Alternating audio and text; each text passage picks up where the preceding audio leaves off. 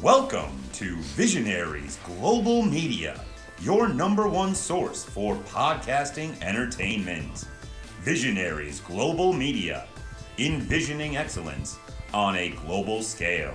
Man from Ringside. Tonight on the Man from Ringside podcast, we have your WWE Elimination Chamber results. Sting's last match is coming up, and he came down from the rafters Wednesday night. We got your AEW predictions, your New Japan New Beginning 2 nights. Just an absolutely perplexing 2 nights of wrestling. That and a whole bunch more tonight on the Man from Ringside podcast.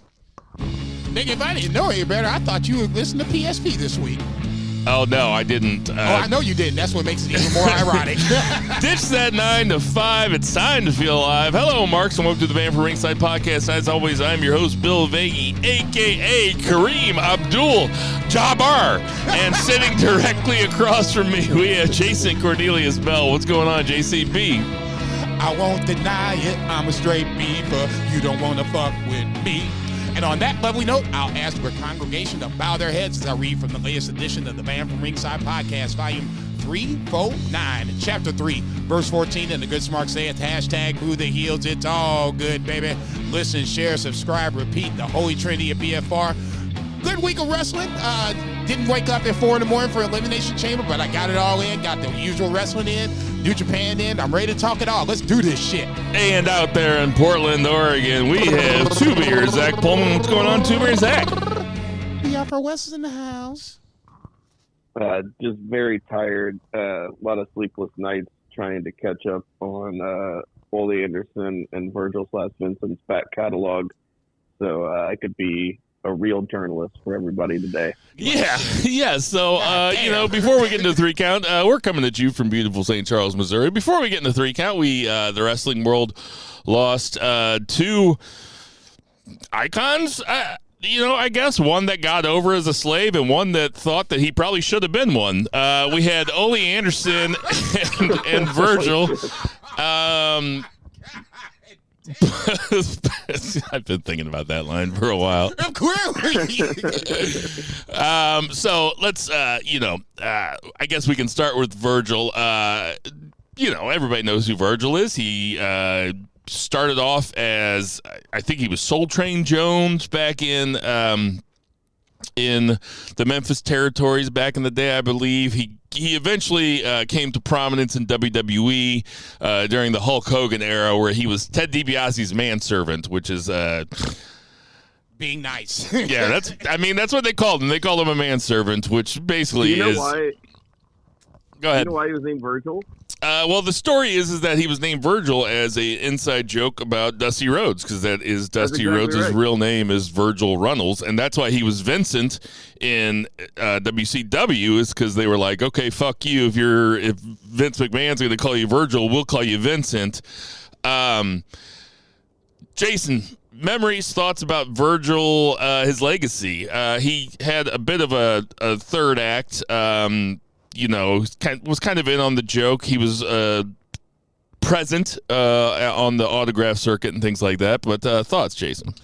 For me, when I think Virgil, I think of DiBiase and that run where he would give $100 for fill in the blank act. The one that really stuck out to me as a kid, where it was a little kid. It was a black boy. He's like 8 or 9 years old, and DiBiase's like, if you dribble this ball 10 times, I'll give you $100. So he's dribbling it, he gets to 7, 8, 9, and then DiBiase kicks the ball or whatever. He's like, oh, that little black boy's name? Jason Cornelius Bell. Scar me for life, you motherfucker. I'm kidding. You would have been 30 by then. So DiBiase kicks the ball, and Virgil's just stone-faced, you know what I'm saying? That's what I remember about Virgil. No matter what happened, he would always, more times than not, be just stone-faced. Unless he was in the ring getting his ass handed to him, and that's something different. He was a great heater for DiBiase, and that's what you needed for DiBiase as a heel. You couldn't have him take L's or getting his ass beat. That's why you had Virgil there.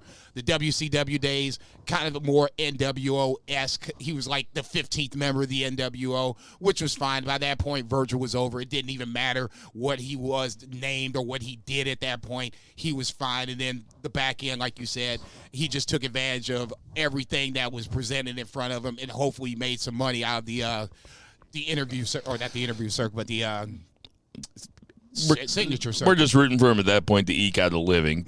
But he is certainly iconic to a wrestling fan of a certain generation. That generation includes Zach. Zach, your thoughts on Virgil?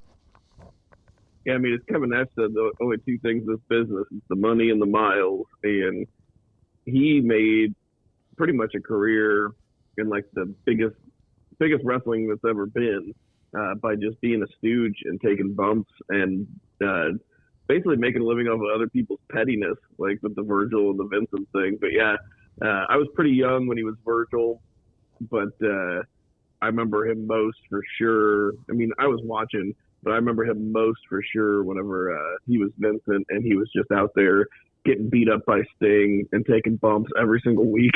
Like Sting would come down from the rafters and just bash that dude with a bat, and he'd like go over the top rope like every single time. That was pretty much like, that's just what he was. He was there to just take bumps. But yeah, good on him for being able to, make a living on people's pettiness for so long. Roof legit came off the place 91 SummerSlam when he went over Ted DiBiase. So good on him. Rest in peace, Virgil. And then we have Ole Anderson, whose legacy is complicated. Probably best known as one of the original Four Horsemen, the kayfabe family member of of Arn Anderson. You better call him Missy. There was another Anderson, I think, before that. I am not the biggest Ole Anderson scholar. I know that he did a lot of booking, Georgia Championship Wrestling, I think. I'm sure. Right. I'm not a historian, so I'm just here for the takes, guys. But I also know that he was a well-known, like almost cartoonishly racist person, and I'm not trying to judge anybody by their worst moments on the day of their death. I guess you can judge them by their worst 40 or 50 years, though. But anyway, I don't know much about Ole Anderson. I'll just be honest. Just one of the Four Horsemen. Jason, thoughts on Ole Anderson? No, that's how I was introduced to Ole. He was, when I first started watching NWA, he was the partner of Arn Anderson. They were the Four Horsemen. Obviously, as a huge Ric Flair fan, I got to at least see a lot of Ole Anderson as the time progressed. Always just seemed weird to me. Just never really, as a Four Horsemen guy, he was always the Horseman I never really felt connected to, if that made sense. He just always felt like he was, the old man yelling at, get off my lawn. And that's the way I always felt about Ole Anderson. I obviously don't know him, but that's my impression of him, for lack of a better term. Great, tag team wrestling with Arn, but, outside of that, I mean, by the time I started watching wrestling personally, I didn't have a lot of, just in-depth knowledge of Ole, just what I saw on TV. And like I said, pretty good tag team wrestler. He's one of those names that gets kicked around a lot that I really haven't seen wrestle all that much. Zach, thoughts? Yeah, it was a little bit before my time. I remember him a little bit from WCW, and I was like real young. But dude was it was pretty funny. I'm interested to read the Observer bio when it comes out, probably tomorrow or like later tonight. Meltzer talking about him was pretty funny because he would, like, in one sense, be like, "Oh, amazing promo." He's like, probably one of the best promos there's ever been. And then he would just like talk for like 5 minutes about all these stories about how big of an asshole he was. And he's like, but really, genius booker for about 4 or 5 years. And then he talked for like 4 or 5 minutes about how much of an asshole he was. It was fucking great. Nothing like about being an asshole to him personally, but just like a bunch of stories about like, I remember one time he told me he had an IQ of 173, like, which probably wasn't true because people that have an IQ of 173 don't have to say it. It was really funny stuff. So, but yeah, I mean, he was definitely, one of the original Four Horsemen. But yeah, a little before my time, so I don't have much to say. Fair enough. Rest in peace to both those gentlemen. Not much more to say. Let's get in that 3 count. 1, 2, 3. JCB, kick it off. We going down to Perth, baby. Elimination Chamber, depending on where you are living. For us in the Central Standard Time Zone, this was 4 a.m. Like I said, your boy was not trying to do it. I watched a little bit of New Japan and then finally went to sleep right around 4:35, so I didn't even watch the Elimination Chamber live, but I did get up right away and started to watch it.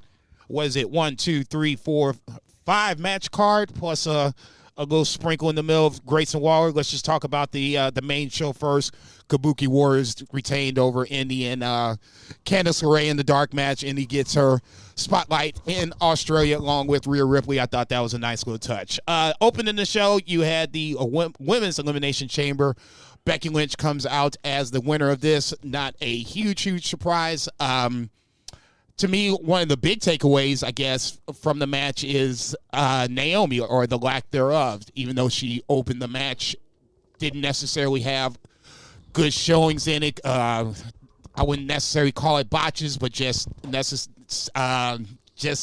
off timing, I guess, for lack of a better term. If I'm not mistaken, she was the first to get eliminated.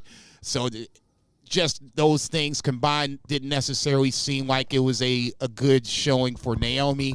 Raquel Rodriguez, I would think another person that kind of stood out in ways that aren't necessarily a good way for someone with her size, and seemingly, there is some sort of, not strong booking behind her, but they at least feel like they'd set her up to do well. I guess that's the better choice of words. I want to go with it. She didn't do all that hot.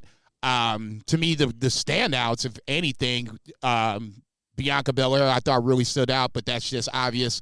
Liv Morgan reminded me while she was a world heavyweight champion, or not world heavyweight champion, but a women's champion. Every now and then I tend to forget that she was a champion at that point. And then obviously Becky Lynch being the winner, she had to not necessarily carry the weight, but I think she was more of the veteran presence that got us from point A to point B. Tiffany Stratton, obviously, with couple of nice high spots. The crowd was behind her, but didn't necessarily think she had much of a chance to win. The right person probably went over. This is the biggest match you could probably make on the Raw side, so I'm cool with it. Zach, what you think about this match? I think the big standout was Tiffany Stratton, not just because of the high spots, but just how much the crowd was behind her. I mean, you had Bianca Belair beating on her, and Bianca Belair's getting booed. That's fucking wild, man. Very cool for her being so young, and she's a total heel too.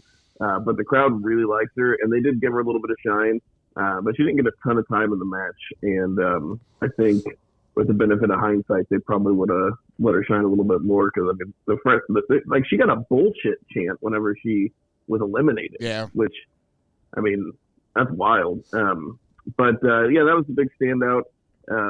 Pretty formulaic for the most part. There's kind of a formula where, they come out of the pod and they run wild.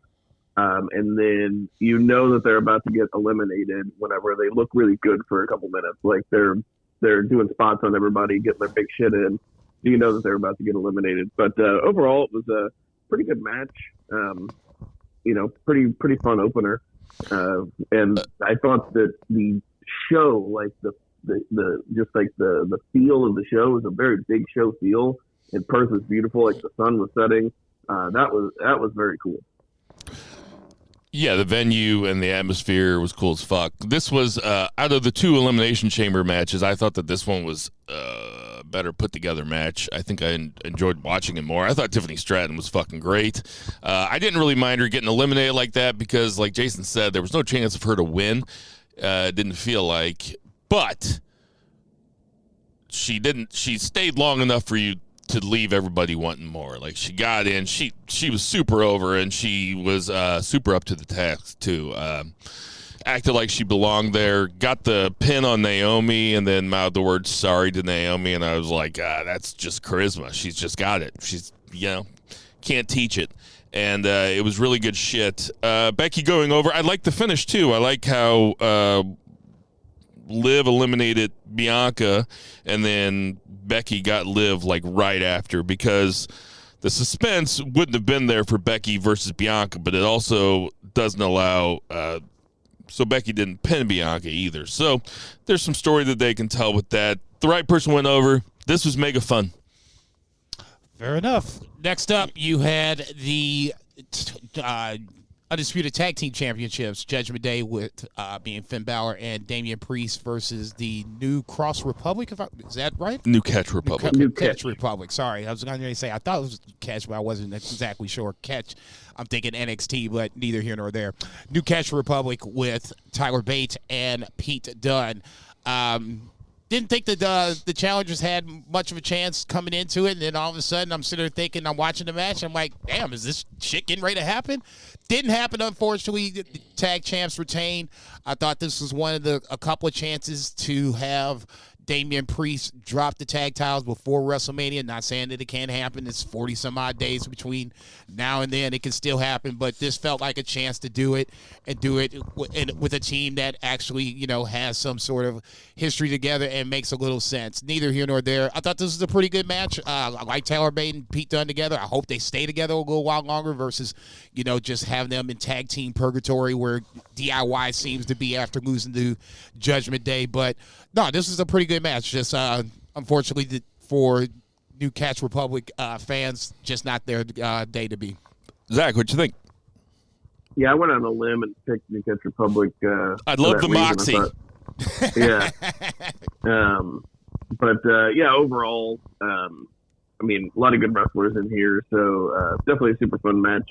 Tyler Bate and Pete Dunne, besides just having a lot of chemistry, they're great opponents. They're obviously great teammates as well.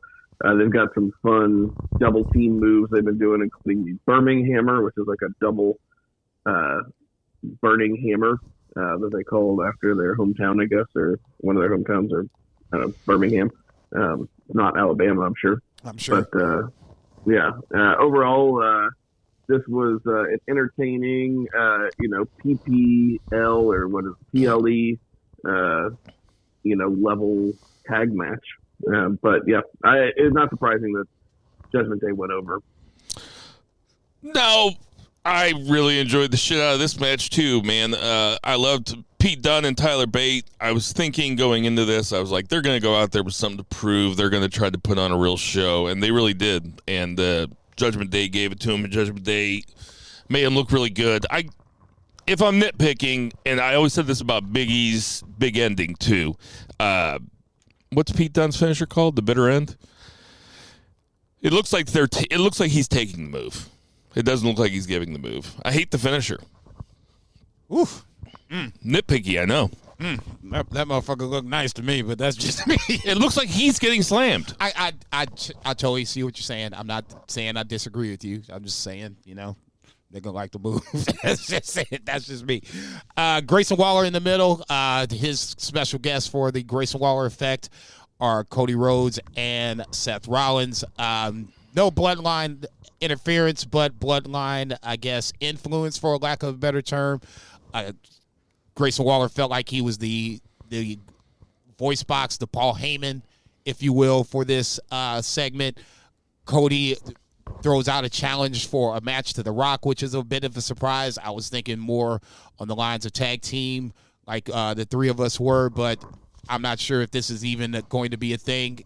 We'll just see how that unfolds. But to me, that was the big takeaway from this. Austin Theory impersonating The Rock was nice. Seth Rollins laughing along did make me pop. Watching Austin Theory catch that work while Grayson Waller was not trying to do a damn thing was probably the high spot, the funniest part of the segment. But the takeaway for me is Cody wants Rock in some sort of a match coming down the line. Whether it's before or after WrestleMania, time will tell. But Grayson Waller effect, pretty decent. This could have been easily been served on Raw or SmackDown, but since Grayson is from Australia, you had to do it, so they did it. Zach, what you think about the segment? Is that shit going to happen? Are we going to get Cody versus The Rock one-on-one before WrestleMania? I mean, I think they were calling that out, but it still seemed like they were hyping the tag match because with Seth saying, there's no one-on-one, so I'll be there. I think I'm still leaning towards that night one tag match. I gotta go with Zach here. This felt like it just seems so obvious to me, and it seems like maybe it's not as obvious to everybody else. So maybe I'm completely wrong. It just seems like there's no way they're not having that tag match. I would be extremely surprised to see Roman Reigns wrestle back-to-back nights. Not saying it can't happen. Not saying it won't happen. I mean, I'd be just as surprised to see The Rock wrestle back-to-back nights. He ain't wrestling back-to-back nights. He'll wrestle that one night one. He'll be in the corner of Roman Reigns on night two. I know what you mean, but 2023 was the year of MJF wrestling like twice a night on every pay-per-view. So very true, very true. Look, motherfucker, then I'll need him to pull an MJF at this point. I gotta see it first. Exactly. Okay. It's funny. It's like we're from the show me state. Like MJF had to show us. Yeah. Reigns got to show us. Yeah. At this point, yeah. I need to see it. Otherwise, I'm just going with the assumption that he's, once every 3 or 4 months. For me, that's fine. He's in a special attraction, champion. So be it. I don't think he was going to wrestle back-to-back nights. I would be, pleasantly surprised if he does because it would make storyline sense and it would connect night one to night two when it comes to Cody versus Roman. I wouldn't put money on that shit for nothing. Fuck that. This was entertaining, but yeah, it did feel like, TV kind of stuff, and it was also a huge chunk of downtime in a event where there was a lot of downtime. There was not a lot of wrestling on this show.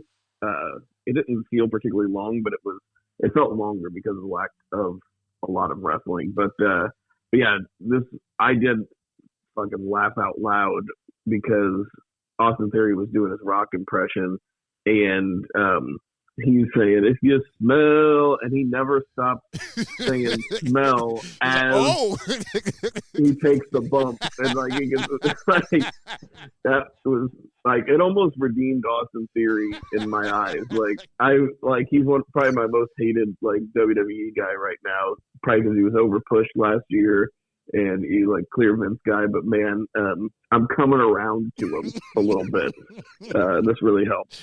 Yeah, motherfucker was just not getting ready to give up the mic until he ran to that turnbuckle. And like I said, to me, the Grayson Waller just look was like, hey, I don't know what to tell you, homie. You on your own on this one. I was like, damn, you ain't gonna help your boy. And then fast forward on Monday night when they were interviewing Grayson Waller before Monday Night Raw's match against Cody, he was like, I was trying to help Austin the best I could. The look on Austin Theory's face is like, nigga, what? Man, you ain't even move. I love the fact that they're two heels that are so arrogant that they think they're both great, but neither one of them are really that great. And now at some point I'm waiting for one or the other to turn on each other so that way they kind of cannibalize each other, but neither here nor there. I thought this was a pretty funny segment, but easily could have been saved for Monday Night Raw. Next up, you had the men's Elimination Chamber match. Drew McIntyre wins this match. I said it on Twitter as I was watching the match. To see Drew win like this, I don't have a problem with it. He's a heel. It doesn't matter how the heel wins in his head, but for him to complain about how others were using fuckery to win and then have him win by said fuckery was very, very interesting, especially at the end where Logan Paul comes back through the cage, or not comes through the cage, when the cage door was open. He got eliminated by Orton, but then walks back through the cage and sucker punches Randy with brass knuckles to allow Drew McIntyre to win the match. This was the second time someone came through the cage. Obviously, the first time was AJ Styles jumping LA Knight with the chair as Bobby Lashley was getting eliminated. I'll just sidebar with Lashley, what I've always say about Lashley. He should have had a Roman Reigns match by this point. This was just as disappointing to see him getting bounced first in the men's elimination, just as was as to see Naomi get bounced first in the women's elimination. I'm not playing the race card. I ain't going to throw it out there. I'm just saying it's just disappointing. Nevertheless, AJ Styles the first to walk through the cage to drop somebody, Logan Paul being the second. I thought both were done pretty well. I like the Logan Paul one a little better. I didn't see that one coming. The first one with AJ Styles, I kind of was like, okay, why is it taking so long for Bobby Lashley to get out of the ring? Neither here nor there. For me, I know that Bill said he liked the women's elimination chamber better. I like the men's elimination chamber better. To me, it was just better wrestled, more drama from the start to the finish, even though, to me, Drew McIntyre felt like the guy that was going to win it. You got some spin-off feuds coming out of this. Obviously, both elimination chambers felt like chalk. But, Zach, what do you think about this match? I thought it was really good. I agree with Jason. I liked it more than the women. But, man, funniest thing in the world we watched the motherfucker. I mean, damn. Funniest thing in the world is AJ Styles flying halfway across the world to interfere in a match. I could not do it on Friday or Monday. Just really, that dude probably had 4 connecting flights just to make it to Perth. Yeah, yes, I mean, that's true. But Seth could have also just texted Cody, hey, dude, I got your back.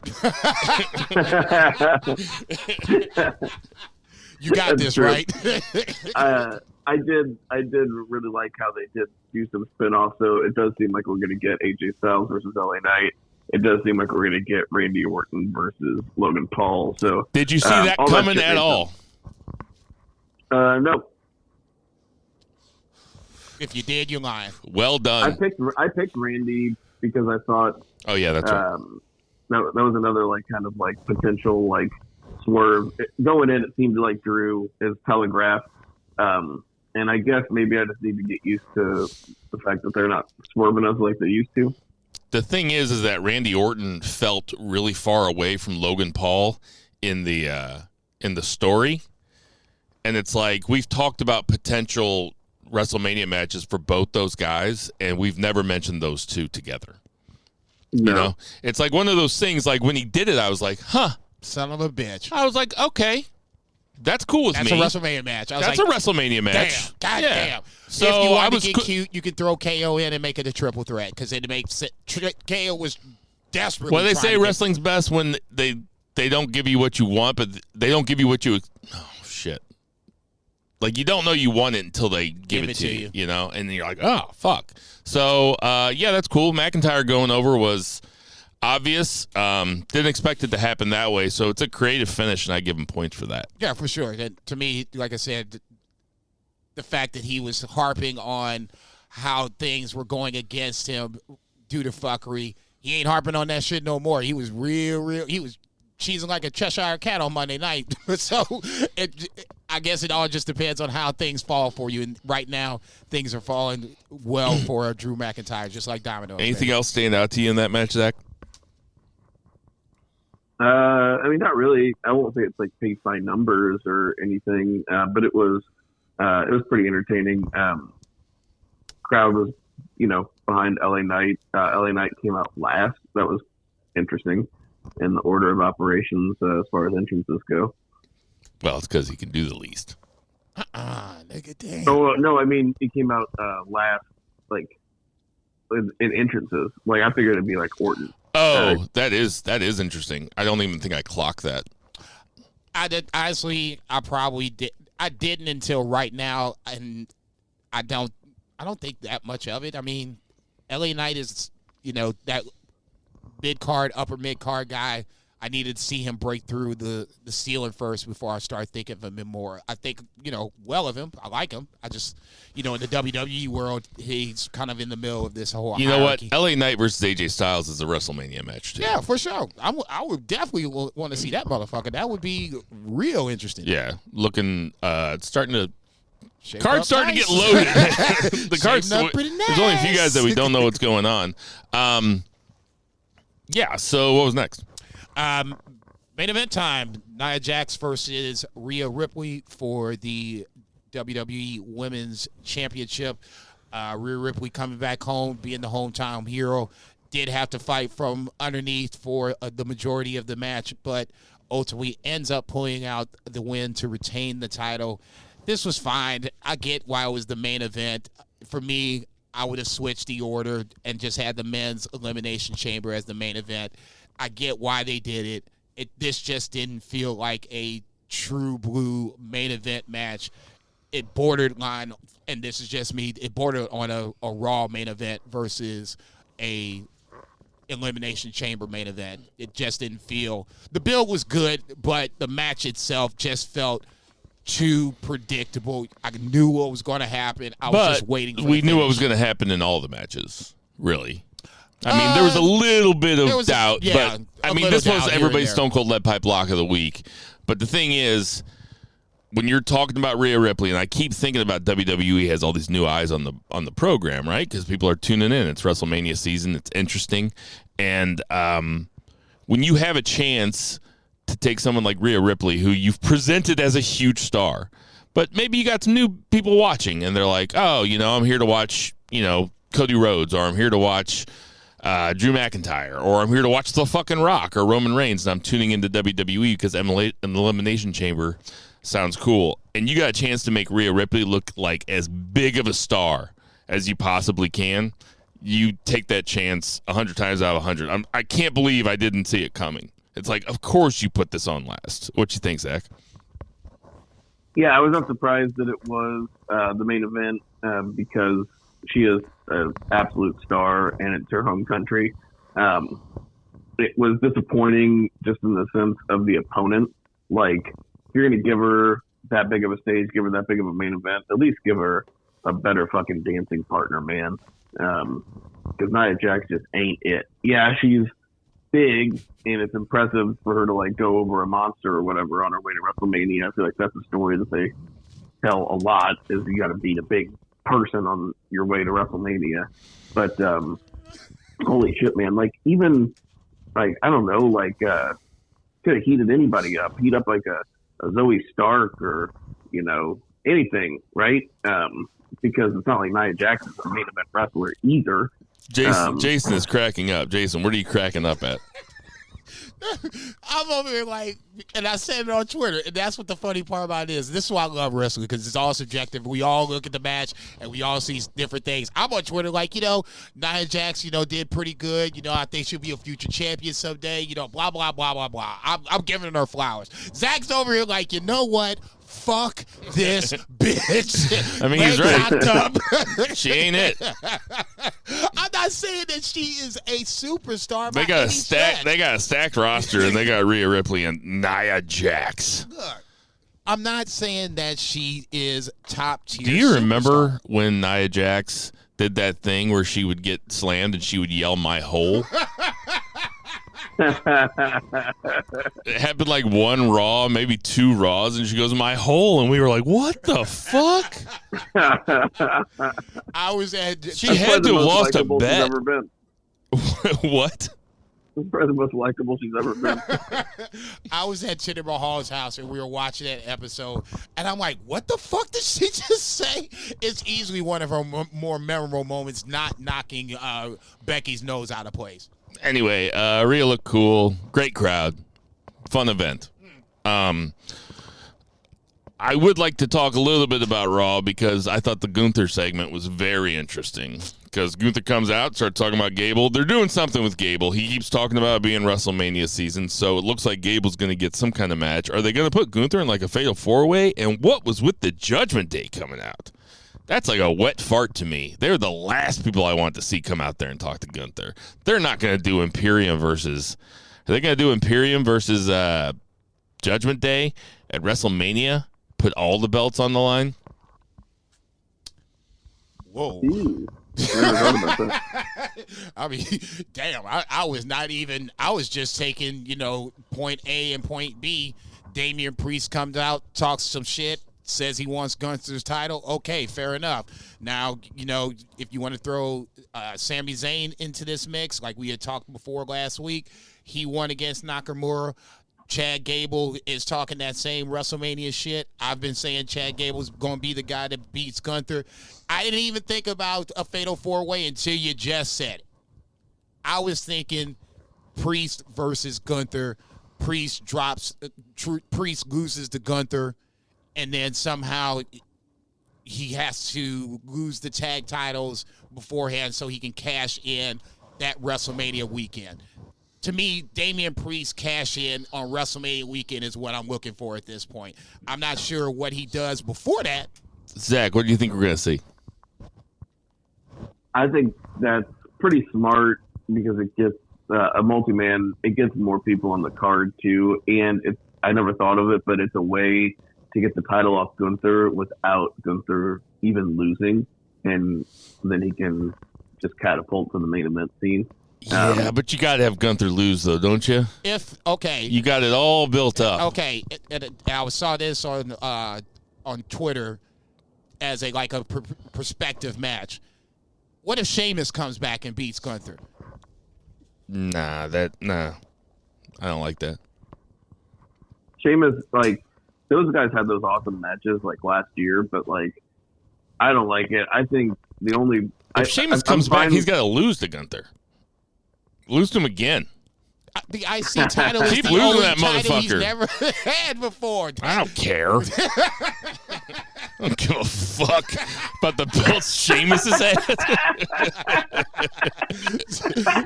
Let me take a dump on your take. Oh, man.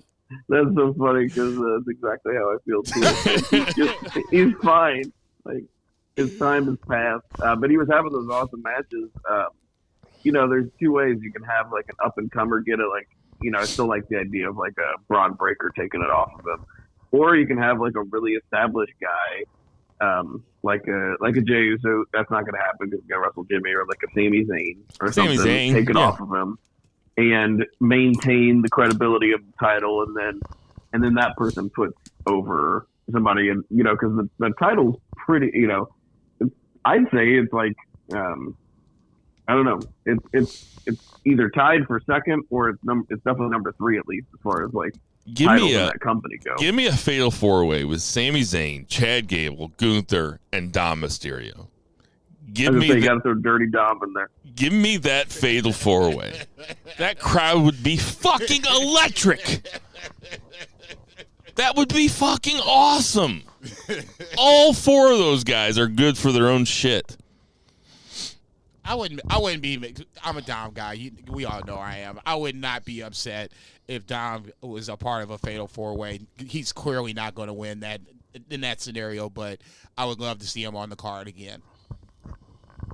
Anything else happened on Raw that's worth talking about? I'm sure there's something. Drew and Seth had their promo battle or whatever. I thought that was just interesting in the sense of the what if game.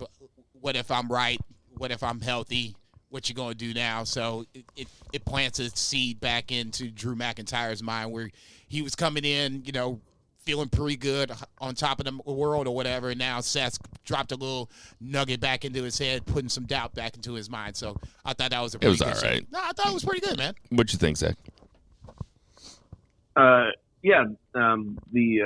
promo stuff, that was totally fine. Raw was, I don't want to say underwhelming. It was fine, but it's been pretty really good lately, and at least the shortened version that I watch on Hulu. And this week I was just kind of just keeping up with it, and all those motherfuckers totally that fine. just flown back from Australia, they were fucking tired. Yeah, I don't feel bad. Yeah, yeah, I get it. I thought the ending with Heyman was just whatever, You got to do something with Cody between now and WrestleMania. There's going to have to be a couple this D pluses. Yeah, this is the hoop jumper we're going to have to deal with to get us to WrestleMania. So that is what it is.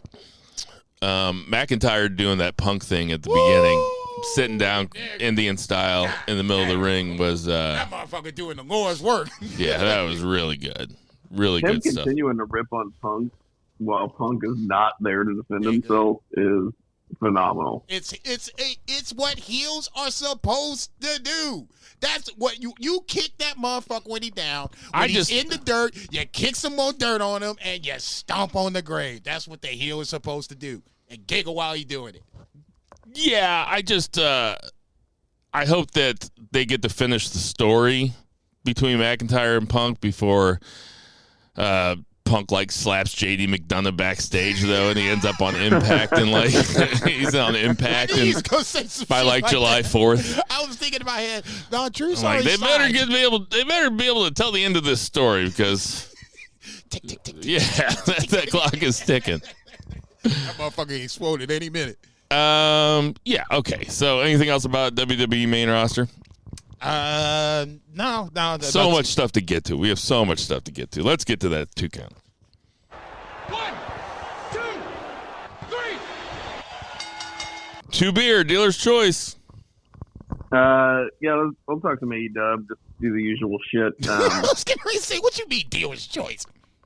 This is I'm prepped for it, but Rampage opened up with a freaking party match, a triple 3-way trios match. Action and Dreading and Top Flight, Bounty Hunter Brian Keith, Commander, and Pentel Zero Meadow, and Matt Sydal and Private Party. That was a party match. Dude, it was a party match. I can't even remember who won. Don't care. It was a lot of fun. Penta, Brian Keith, and yes. Commander won. Nice. Oh, good for them. But there was a backstage segment. Apparently, Zach Knight is all elite, as if anybody cared. But it just seems like a favor to Saraya. I don't know. He could be good. I've never watched him wrestle, but I don't know. They're just stacked with guys. I don't think he's going to be a big difference maker. He could be very good. I don't know who or what you're talking about. These motherfuckers are just taking random shrapnel. I mean, the last 10 minutes have just been motherfuckers just taking BFR shrapnel. Poor Zach. He's just naming people. I just don't. He could have made that name up. He said it was the brother of Saraya, man. Now, why would he lie about something like that? I didn't know Saraya. I mean, I assume she had brothers. I know there's that movie. I've never seen it. God damn. Dude. You didn't watch the movie? No, I didn't watch the movie. It's actually, I mean, it's not bad. It's not great, but I mean, Florence Pugh does a pretty good job. I'm sure it's a WWE movie, so I'll leave it at that. It's like a high production WWE movie. I mean, Rock's in it. Vince Vaughn's like co-star. Pretty good. Anyway. I don't have time for movies, man. I'm watching Jungle Boy come out and threaten Shota Umino. Ain't got time for movies. I was about to say, this bitch motherfucker about to get smacked. Oh, you're marking out. I watch like 10 movies a week. And he can't watch that one. I feel like I'm spending some time here on Rampage, but it was pretty newsworthy. Young Bucks came out, beat some jobbers, and then hilariously, they were just leaning into this EVP gimmick so hard. They wanted to apologize to Tony Schiavone because Nicholas said that he tripped and accidentally knocked him down, even though they definitely were about to give him an EVP trigger. Oh, yeah. And then Matthew says, to show you how sorry we are, we got you this $25 Amazon gift card, which is the most corporate thing that you could ever do. Man, that was so good. But yeah, they said just like you can call us Father Time, because just like Father Time, we're undefeated and we're coming for you. And I was like, oh, this is so good. I say, these motherfuckers talking that shit. And Mariah May versus Anna Jay in a match that turns Jungle Boy into Jungle Man. Every Jungle Boy turned into a Jungle Man watching that one. And that's about it for news on that one. Yeah. Let's see, what do we got for Collision? Saturday night's all right for fighting. Started out wild. I'm going to tell you. Powerhouse Hobbs versus Sammy Guevara. I mean, no DQ match. Sammy Guevara is crazy. That's all you gotta say. That dude is crazy.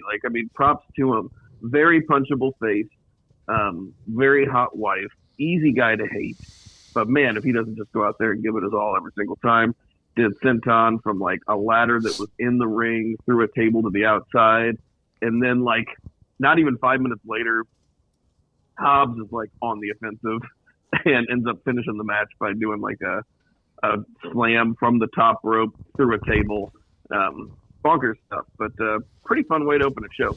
Sammy Guevara coming out and having that match after almost killing Jeff Hardy last week is like when people were like, man, Quentin Tarantino makes movies that say the N-word too much and they're too violent against women. And he's like, oh, yeah? And then he comes out with the Hateful Eight where they say the N-word like 400 times. And the ending is two men hanging a woman who was the villain the whole time. Just leaning into it. That's Sammy Guevara having this match. I'll say this, and when I saw this match, I initially groaned because I was like, man, what the fuck? You know, this is going to be some bullshit. By the end, I was just like, I felt bad for Sammy Guevara because, I mean, he did everything he could possibly do in this match physically, and I don't think he's coming out any better than he did coming into this match. They cannot get this man over for shit. Fans just will not invest in him. Like you said, your description of Guevara 3-beer was on point. And I think that's the biggest fucking problem with Sammy right now. Yeah, hard to cheer for a guy who's got everything going for him. But that a typically good promo with Moxley and Claudio backstage, cutting a promo on FTR, basically saying they weren't happy with a time limit draw. Then we had a match with FTR who were not in the main event.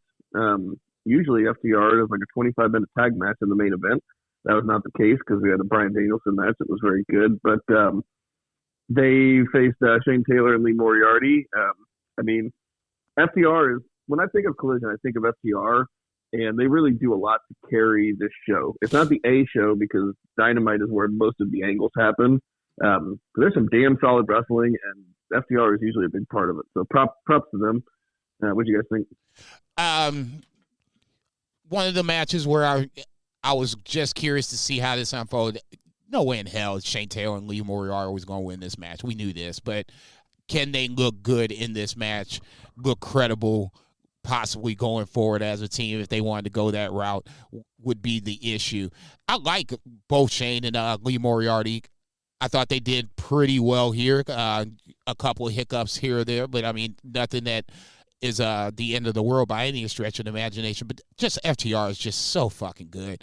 They made these guys look really good, and I think that was, to me, the question coming in. Can FTR elevate Shane Taylor and Lee Moriarty? And they did it. So this match ended up being one of those where I was like, okay, let's just see what happens, to where by the end I was like, all right, I didn't feel like this was time wasted. So props going out to all four guys. FTR winning, no surprise, because obviously they have BCC coming up on Sunday.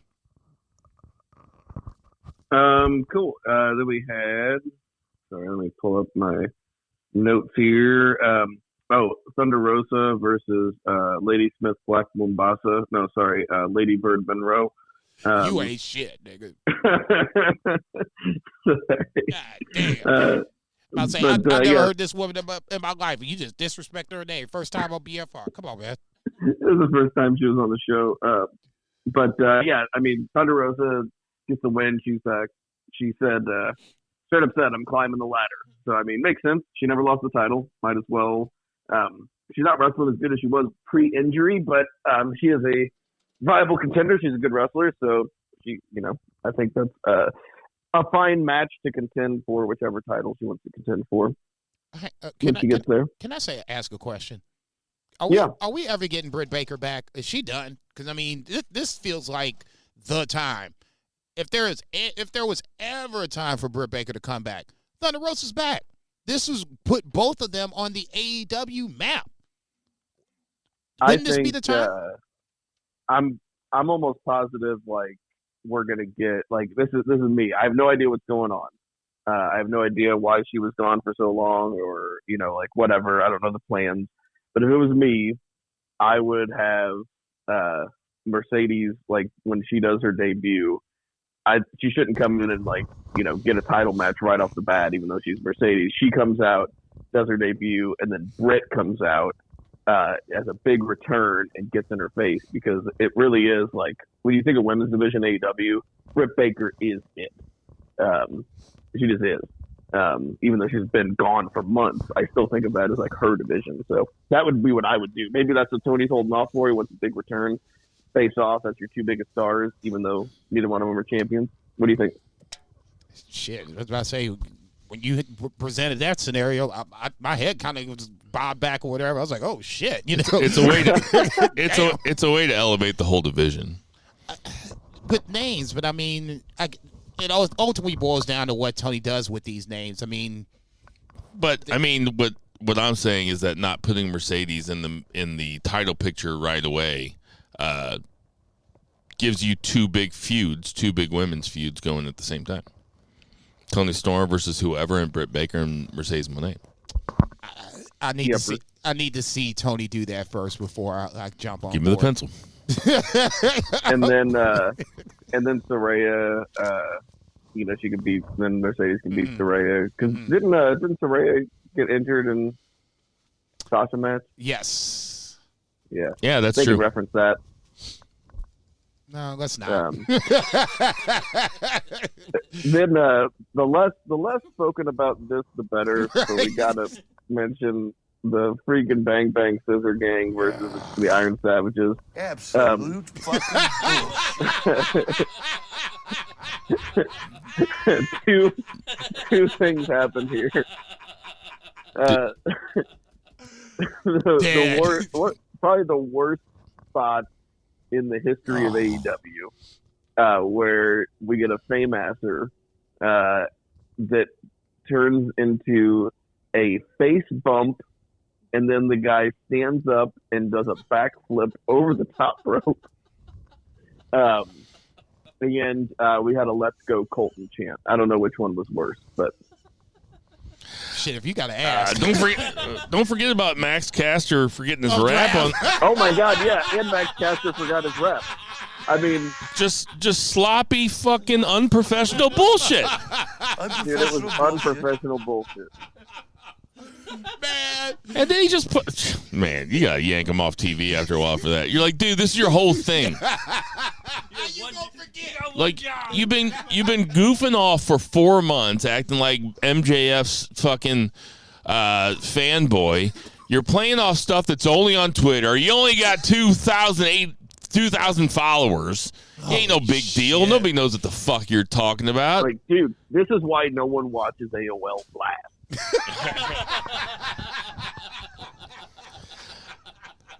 Man, fuck the Bang Bang Scissor Gang. This is terrible. It's terrible. The Acclaimed are terrible. I'm back to thinking they're terrible. No, dude. No. They are. They're terrible. Oh, hang on. I'm back to it. Hang on. Let's everybody come off the ledge a little bit. I'm not saying that they fuck them. Hang on, man. Listen to how bad I think the Acclaimed suck. Oh, Jesus. They are bringing the ass boys down.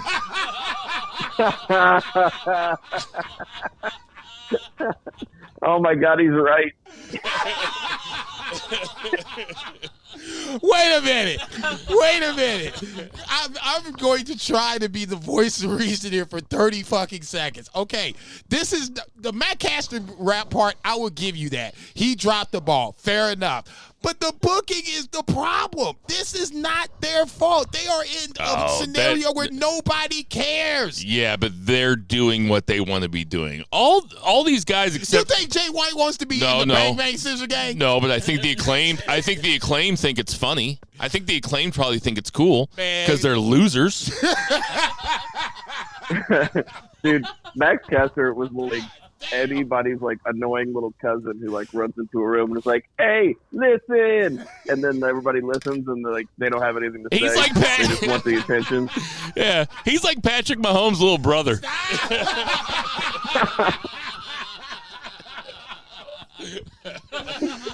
What's that motherfucker's name?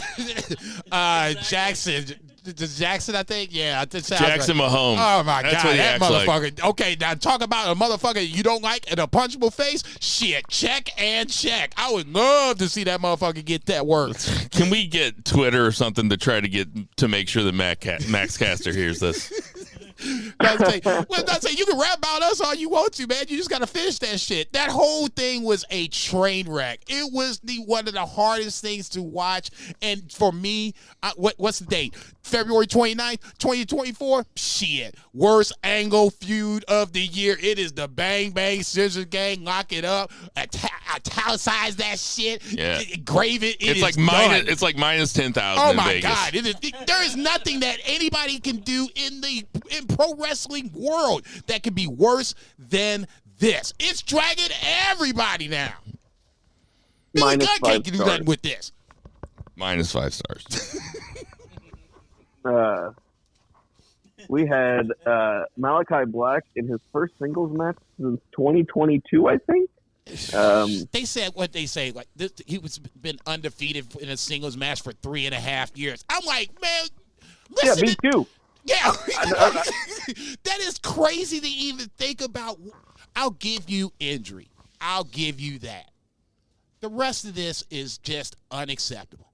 He should have had at least one singles match in the AEW time. Okay. Well, I remember he did go home whenever Triple H took over creative too. He tried to leave.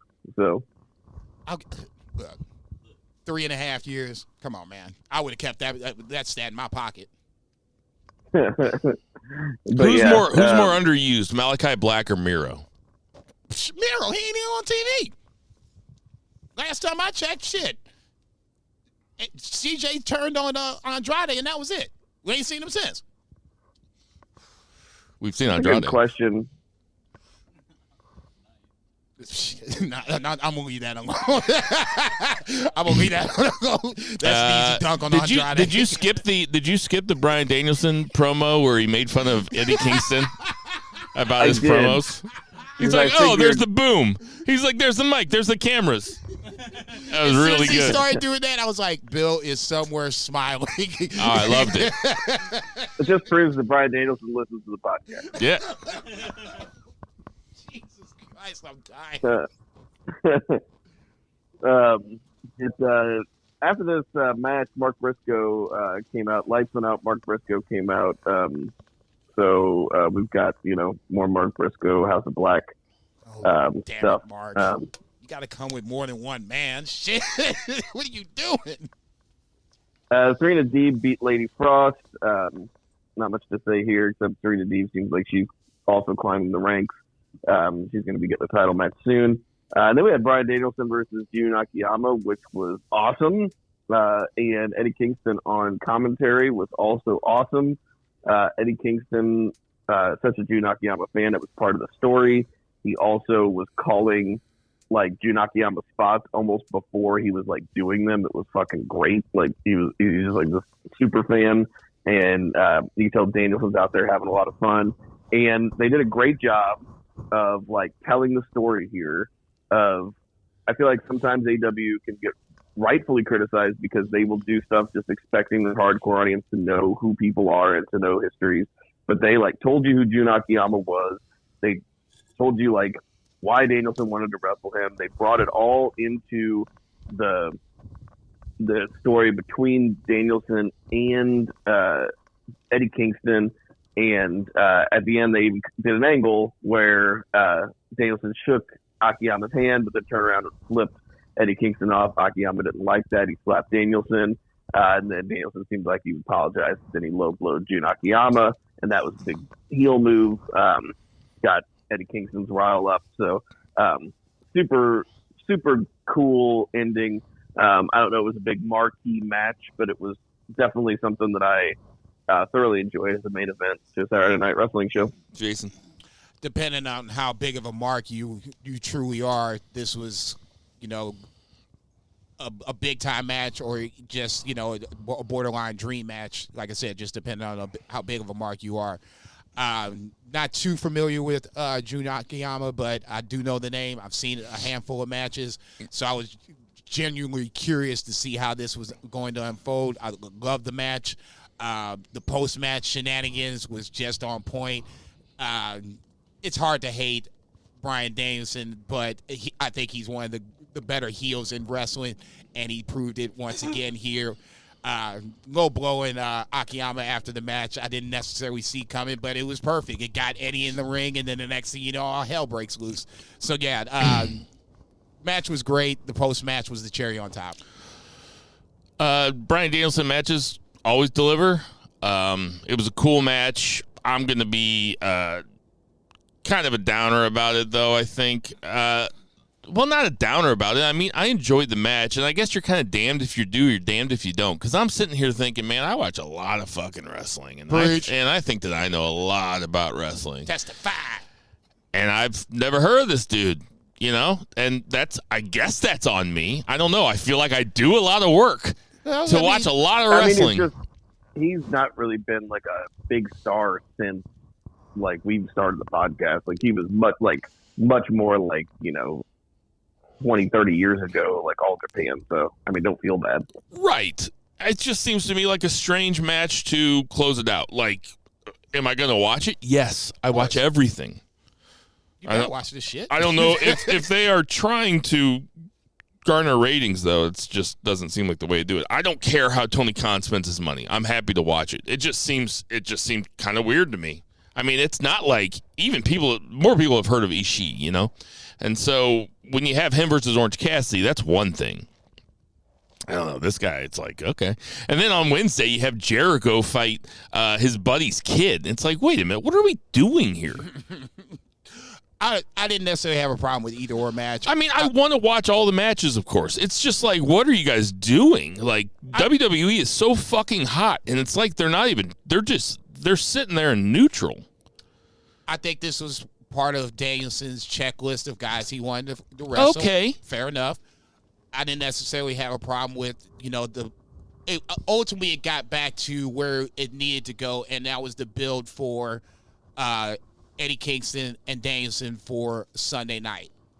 I didn't have a problem with it. You know, I get what you're saying. You just had to go do a YouTube search for Jun Akiyama. Yeah, I get that. I know. You got to do a YouTube search for him. Okay, I get that part. But I don't think this is I got movies to watch. This isn't the most egregious use of talent by Tony Khan. Okay, let's go that route. All right. Okay, Zach.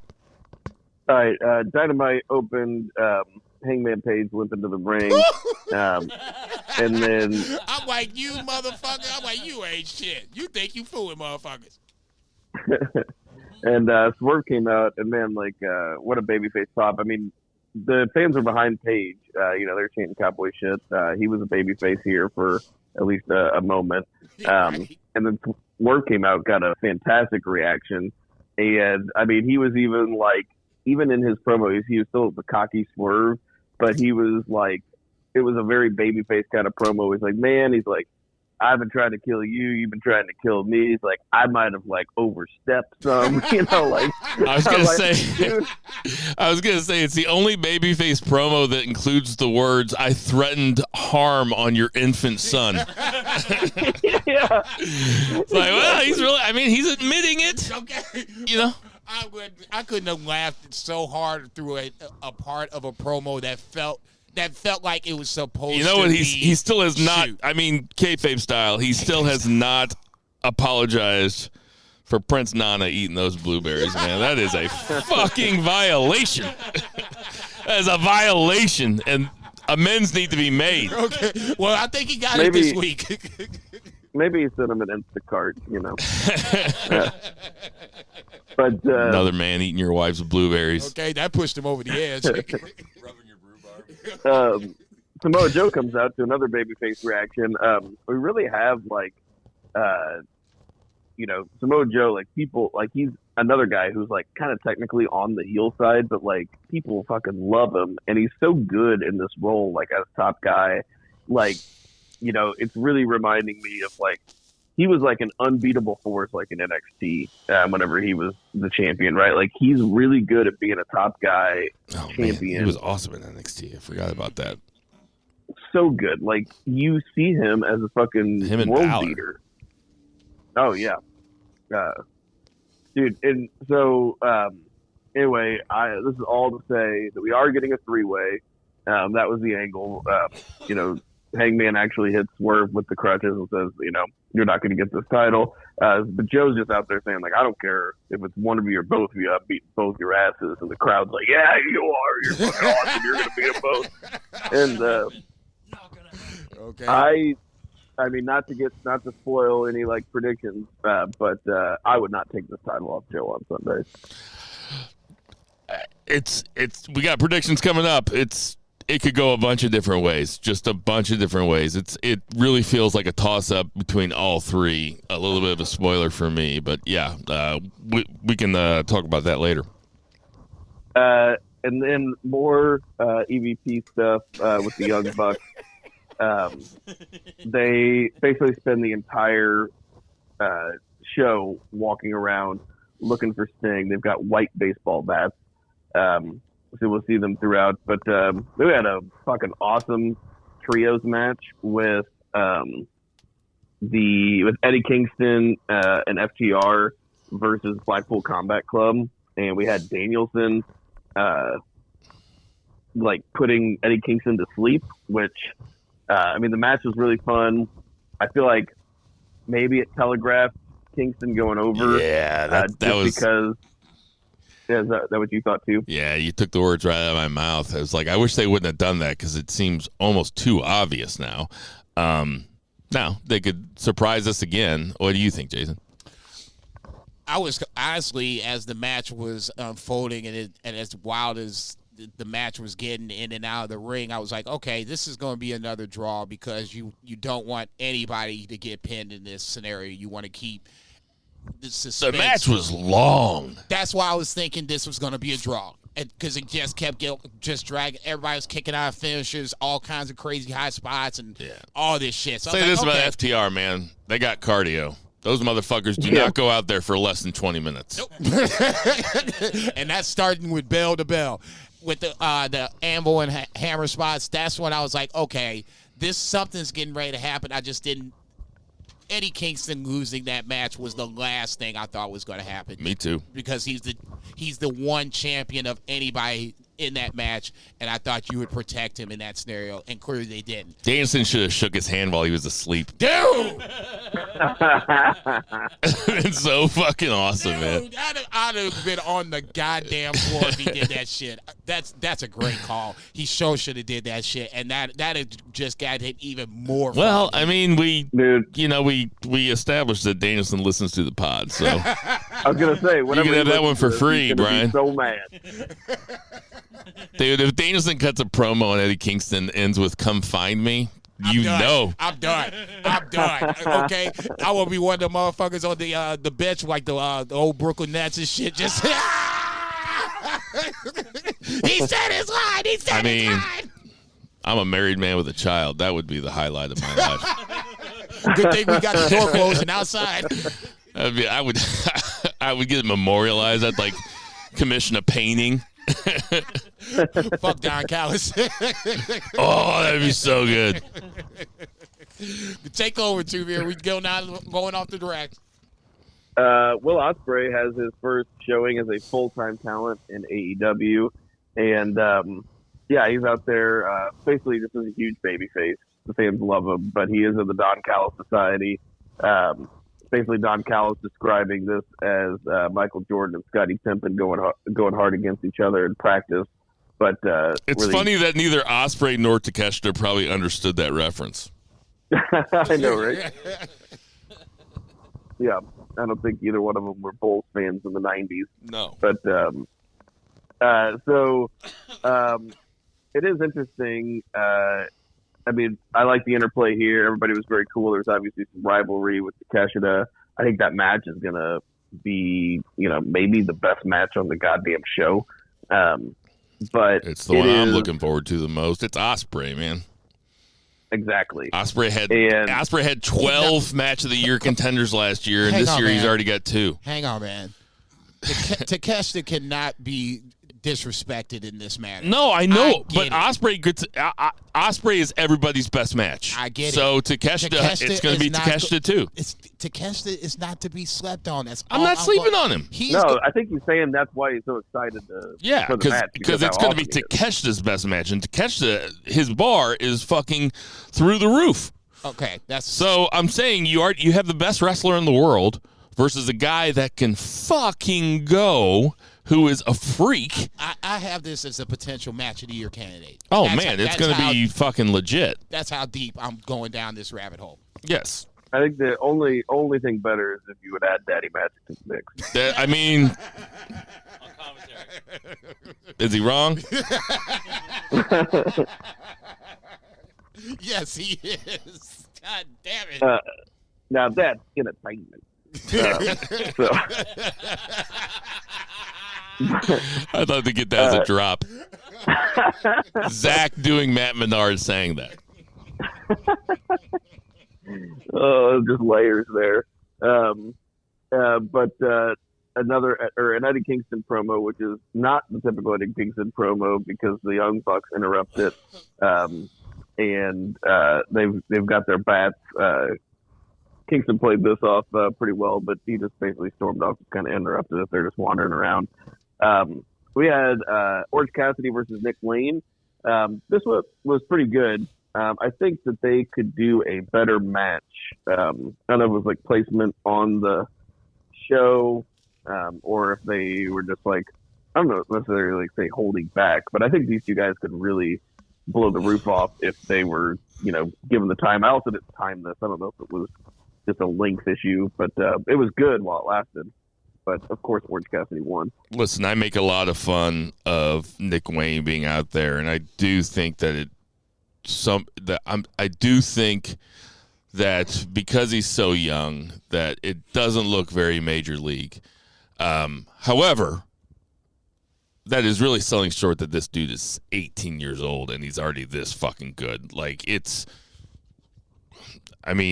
He has virtually no limit to how good he can be because he is learning on TV in matches with the best guys in the world, and he's learning a fucking lot. And he could be the next Ospreay for sure. In 3 years, he'll be 21.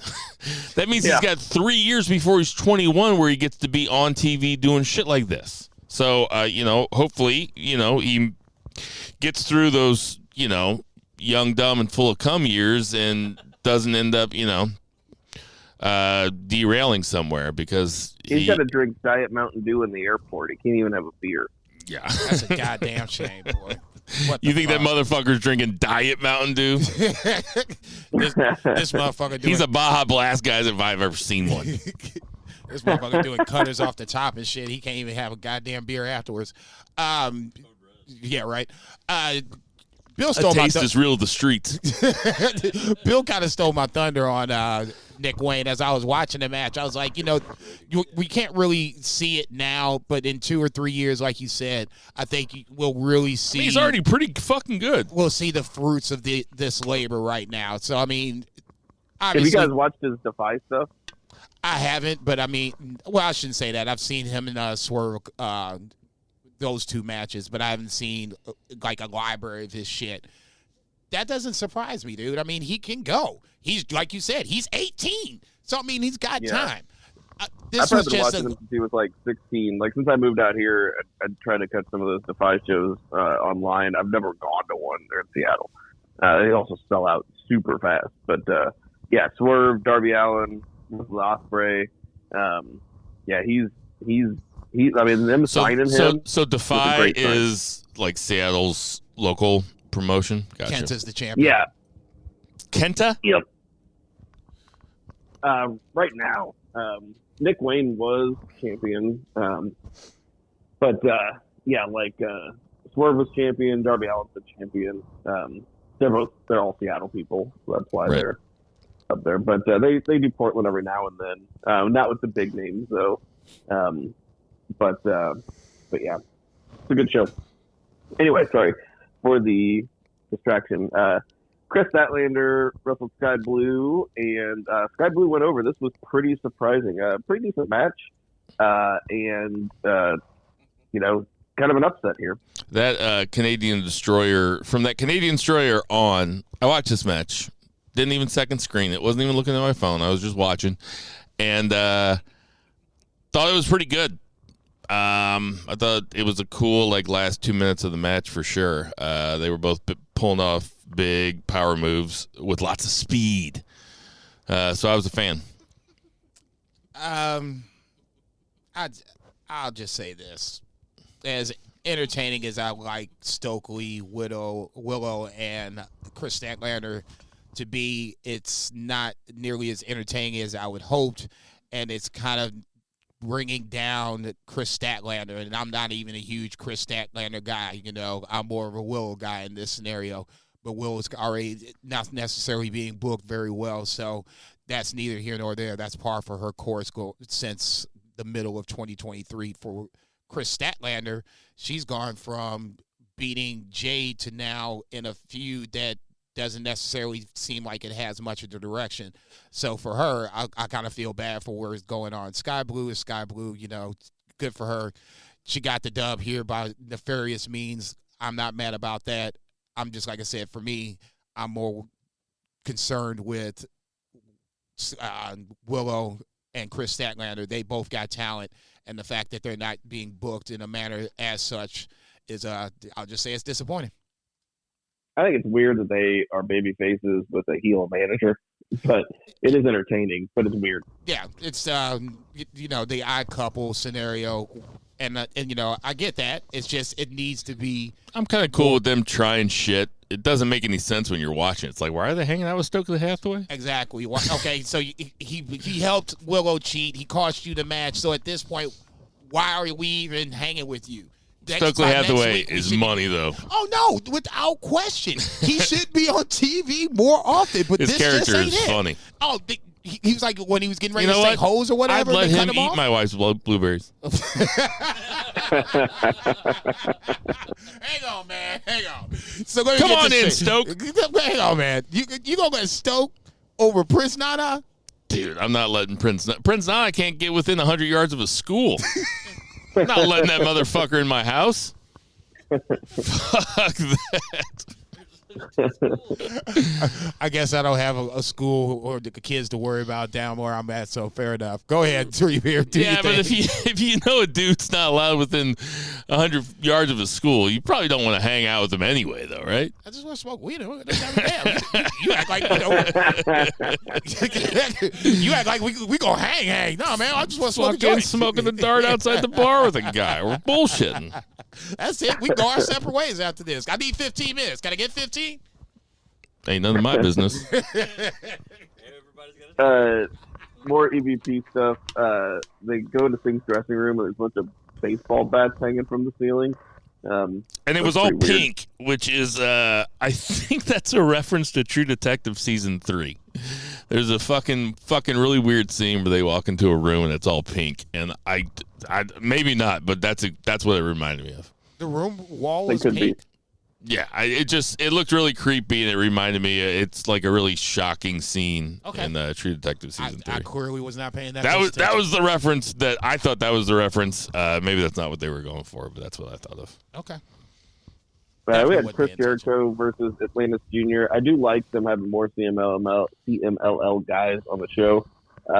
This was pretty clunky overall. They did tell us a little bit of a story. They showed us clips of Jericho and Atlantis from 30 years ago when Jericho was in CMLL. But I don't think Atlantis Jr. works American style very often, even though he worked, Friday Night Mexico, so he used to wrestle in front of big crowds and stuff. But, there were some clunky spots in here, not particularly great. Jericho gets him in the walls of Jericho, and Atlantis throws him the towel for his baby boy. Doesn't want to see his baby boy. Get hurt. This is definitely different than the Akiyama Danielson thing. I could have done without this. Yeah, it's different, and maybe comparing the two wasn't fair of me. But this seems like, maybe Jericho, maybe Tony Khan thinks so much of Jericho and all the help that Jericho has given that when Jericho asked for something like this, Tony Khan's initial reaction is like loyalty. And he's like, all right. He's like, you're my guy. Go ahead. Yes, you can have this match on TV. At the same time, when I'm watching this match, I'm like, where the fuck is Roosh? Where the fuck is fucking Shane Taylor? Where the fuck is Brian Cage? Like, where the fuck is Buddy Matthews, Brody King? Like, these guys can't get matches on TV. Trent Beretta can't get a match on TV. That's when I watch this, I'm like, why are we doing this?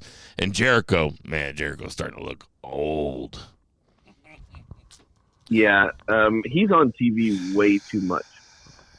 He's not on this pay-per-view unless he's in that. Yet. Yeah, you're right. He's not on that pay-per-view yet. But, Jason. I did not expect that take, but I couldn't agree with you more. There's so many better ways you could use this time, and I get the wants of others to have these matches or whatever. I expected this match to be better than it was. Clunky is a nice word. I was not even going to go with that. I was just going to say this was just downright disappointing. But I had not high expectations, but just I expected a lot better than what we got.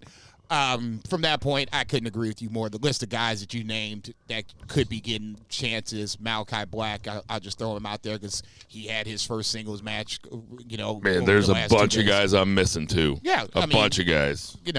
Matt Menard. Yeah. But you ultimately you get the point. This was not anybody from the party match that opened Rampage. Yeah, I was going to say there's other guys that could be using this time, but Jericho's Jericho, so you do what you do with it. Yeah. And then the main event angle was, we're going into Sting's retirement match, so they did main event the show with the main event angle and what's probably going to be the main event of the entire pay-per-view. Which is, and man, what a pay-per-view it is shaping up to be. But basically, Nicholas and Matthew are beating the shit out of Darby Allin. And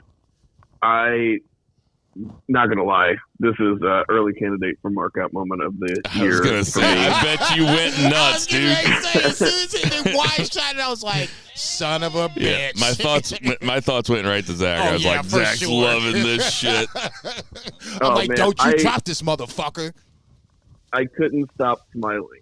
Like, it was so funny. And not all day or anything, but just in the few minutes that I was watching it, I realized it about myself that I was just sitting there smiling, watching the TV, and if my wife would have come in, she would have been like, what is going on with you? But yeah, so much fun. He comes down from the rafters, just old school, beats him up with the bats. And we are going to have quite the show on Sunday. What you think about this, Jason? It was classic Sting. I was listening to Busted Open Radio this morning. They were doing a WCW Mount Rushmore of the wrestlers, and Sting was one of the guys that were just universally Was named. Goldberg on it? Some people did name Goldberg, which is not a huge surprise, but neither here nor there. I was like, hey man, go ahead and say Goldberg. Fuck Ric Flair, right? Fuck Lex Luger, fuck Sting. We're gonna say Goldberg anyway. This is just it goes back to one of Sting's greatest Psychosis, moments. Blitzkrieg, Glacier, and Goldberg. Let's go Inferno. Shockmaster. Him coming out the rafters, I did not expect to see coming, but I would be lying if I did not was like, okay, you know what? This is cool. I like the fact that they threw it back a little bit. I was a little apprehensive about him coming down, but he made it safely. Ultimately, that's what happened, and that was the most important thing. From that point, I was like, all right, let's Sting whoop these 5 motherfuckers and let's go to fucking Revolution. As soon as I'm guessing everybody else saw it coming too, right? As soon as Darby Allin's taking that beating, I'm like, Sting's coming down from the rafters. No, I knew it. Oh, I knew he was coming out. I just knew he was it. coming out of the rafters. Yeah, it was. Of course, it was cool. I don't have the Sting love or the history with Sting that most people do, but Yeah, it was very cool. I think the most standout the most standout thing from this whole segment were Flair's worked punches. They were really something, man. Oh yeah, I forgot about Flair coming down. Oh, I did too, purposefully so. Stop it! Why are you doing this to me? He just shouldn't be. He shouldn't be out there doing that shit. No. What a swerve, though. I really thought he was going to have the Young Bucks back. Oh, my God. No, I would be lying if I said I wasn't swerved with that. He had to throw 5 punches before I realized that he had turned on him. Oh my God! I thought he was just kind of palling around with him.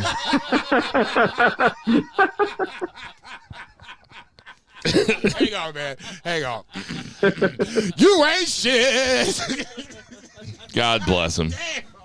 God bless him. It was bad. That's why I just turned away. I was like, "Stop, dude."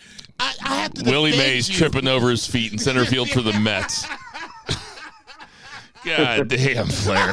Come on, dude. Say, just stop. Shit.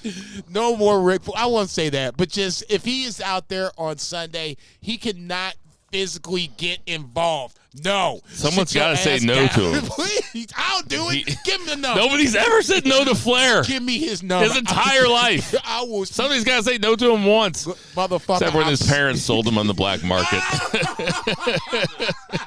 Oh, my God.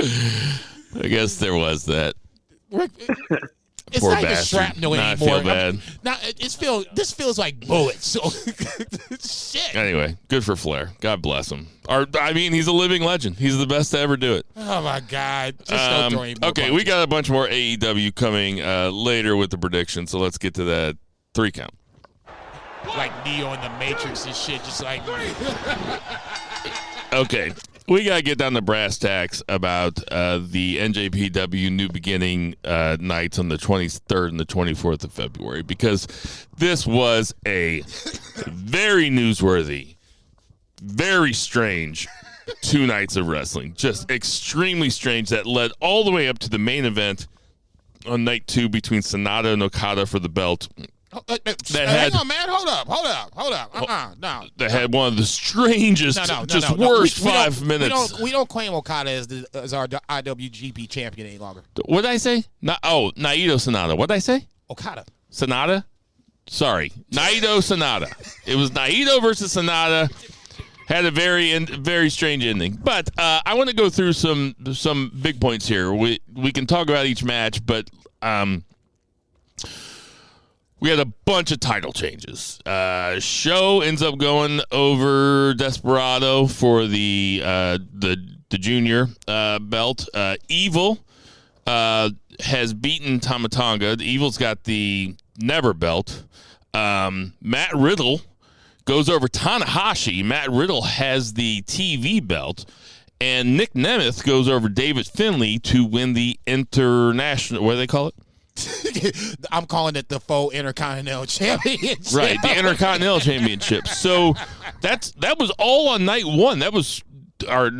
Evil versus Tonga wasn't on night 1, but that's now, 3. Evil versus Shota Umino was the match. And Evil went over. So he retained, so he didn't win it. He just retained the title. What do you think about all these title changes? What do you think about Nick Nemeth and Matt Riddle coming in and immediately them putting titles on both of them in back-to-back matches? Matt Riddle is what it is. I'm not going to throw the bathwater out with the baby on that. Tanahashi probably shouldn't have been champion to begin with. Matt Riddle, you take the stoner gimmick aside, Matt Riddle can go. So I don't have a problem with that. The one I have a problem with is David Finlay losing. You're going to build up David Finlay, have him beat Will Ospreay in an hour-long match, give him he pinned Will Ospreay in the match to win the title. Then he pinned Will Ospreay a second time in the cage match to send Will Ospreay packing. You had him send Jay White packing, and then this is how you reward him by having losing to Nick Nemeth. It ain't no disrespect to Nick Nemeth. However, this is some disrespect to Nick Nemeth. That motherfucker has not been booked anywhere close the way that David Finlay is. That's Gato's boy. How Gato Riddle going to do his old boy like that? This made zero fucking sense. The match wasn't even that good to be like, oh, Nick Nemeth should be the champion. The match was disappointing. It was good. It should have been a whole lot better. And then he went over. Well, I was like, what the fuck was this? It's been so long since Nick Nemeth. Well, Zach, what do you think? Yeah, the show in general, I mean, both nights really, but we're just talking about the one night. The show, very underwhelming. Just in general, like, nothing felt major at all. Even like, Okada's, on his last stretch here. Nothing, yeah, like, it was just like kind of there, and the matches were just kind of there. Like, Riddle and Tanahashi was short. Apparently Tanahashi broke his ankle. They're going to need to get the belt off him anyway. I mean, Tanahashi was kind of perfect for that belt because it's like a 15-minute time limit. So, Tanahashi broke his ankle in that match or prior? I think in the match. I think it was in the match itself. Oh, so that's why it was so short. And he's been taking off shows going forward. It didn't go longer than, it was like 8:57 if I remember right on Cage Match.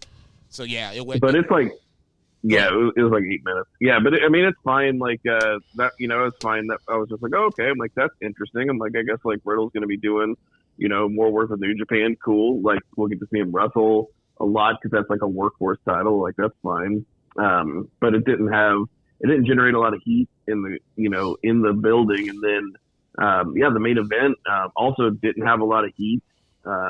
And like there was a big title change. It just kind of went over like, oh, okay, like I guess like this guy's champion now. Like, the whole thing was just underwhelming. It was weird.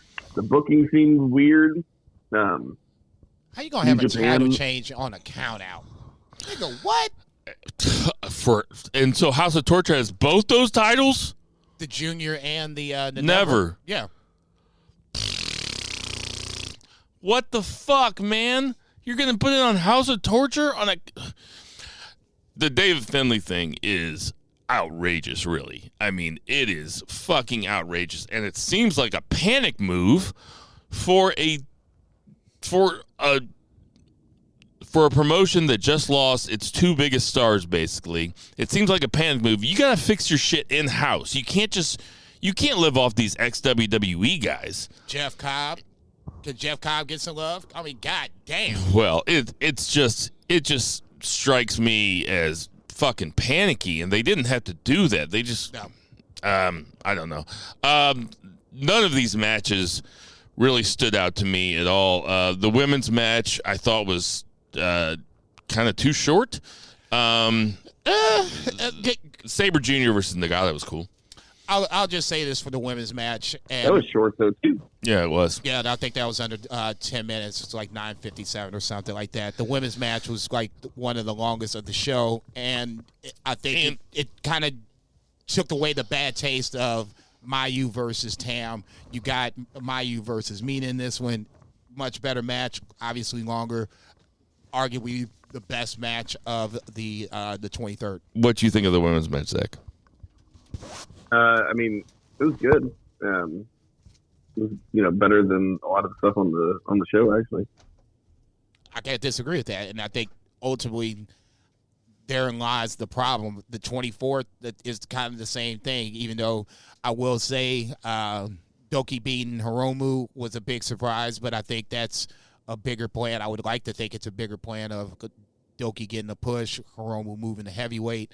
Tai Chi and Shingo banging each other out again. I think that's just going to be a feud going forward that neither one of them will be able to get from. The hair versus hair, I thought was the best match of the night, and that includes the title match. I mean, at least in that scenario, that felt like it was a match where I wasn't sure who was going to win. I obviously picked the wrong guy, but I don't have a problem with that. Yota Tsuji, I think, is going to be an amazing talent. Uemura can easily bounce back. I shouldn't say easily bounce back from that, but he just came back from excursion. I mean, losing his hair now is not going to be the end of the world. Well, I think that let's put the Okada stuff off for the end. Fuck him. But I had a feeling that's what you'd be saying. Damn right, it's on now. Tai Chi, I thought that Uemura versus Yota Tsuji was too long.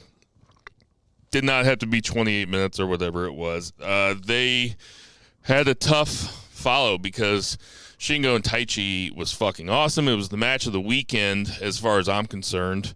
And I liked Hiromu Doki too. Shingo and Taichi are two guys. I would love to see them heat Taichi up. And Shingo is a very reliable guy that you could put at the top of the card at any time, if you ask me, as far as New Japan. I don't think that his time is done. But so I would like to see Shingo get some rub. New Japan Cup obviously starts on the 6th. I guess we're going to do brackets here at some point. Shingo, ZSJ, I think two guys that are easily names that could make a run. I would love to see Shingo win it, honestly. I don't even think that ZSJ needs this. He's won this, I believe, now 3 times. Twice. Okay. A third time that doesn't necessarily help him, and I don't think he would beat Naito if he won right away. Shingo would be a much more compelling opponent for Naito for obvious reasons. I'd like to see Sabre Jr. win the G1. That's what I'm really rooting for. I wouldn't mind that either.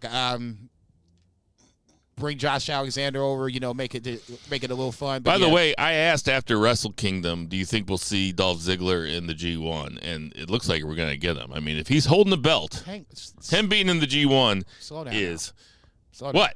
It's the G1. The G1 is summertime, man. We sitting out here in 40-degree weather. So it'll be here. It was 80 a couple days ago.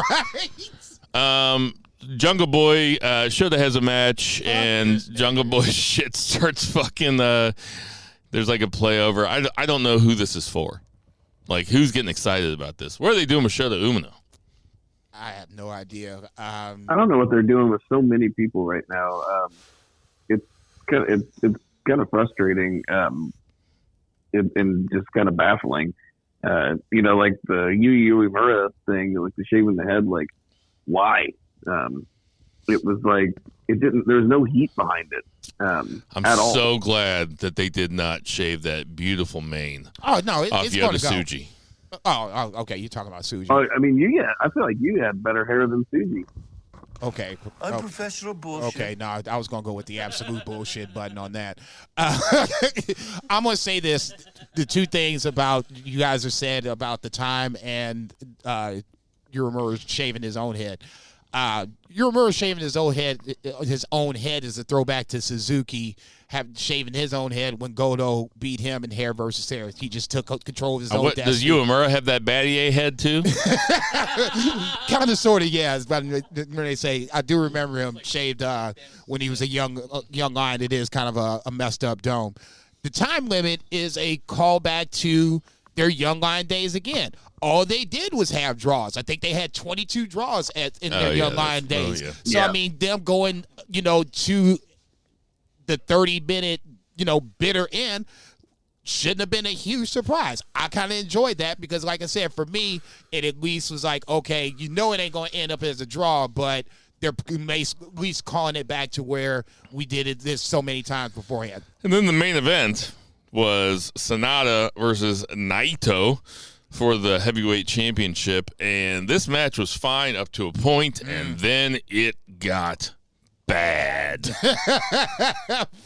Like, you expect these New Japan cards, even if the undercard is just okay, you expect the main event to deliver, and this decidedly did not deliver. There's no other way to say it. It was a really poor last 5 minutes of the match where they could not get on the same page. It looked like to me Sanada was sandbagging him. I don't know if maybe Naito's that hurt and maybe Naito doesn't have it. I know that I was hard on them for the Wrestle Kingdom main event, which also was not good. It wasn't as bad as this. Zach, what did you think? Yeah, in fact, it was the opposite of the Wrestle Kingdom match, where the Wrestle Kingdom match was kind of just okay, but then they did get their groove. There was a couple missed spots, but they really got their groove, and it felt like a big main event in the last 5 minutes, 10 minutes, or whatever. This one did not. It was not good. I don't know. I know Naito's like their most popular wrestler, and I'm a big Naito fan, but sunsetting on his main event days, man. Like, I don't know that I think maybe just transferring that to a younger guy. They've had a lot of missteps over the past, basically ever since Sonata took the belt. It was not a good run. Didn't do very good for business.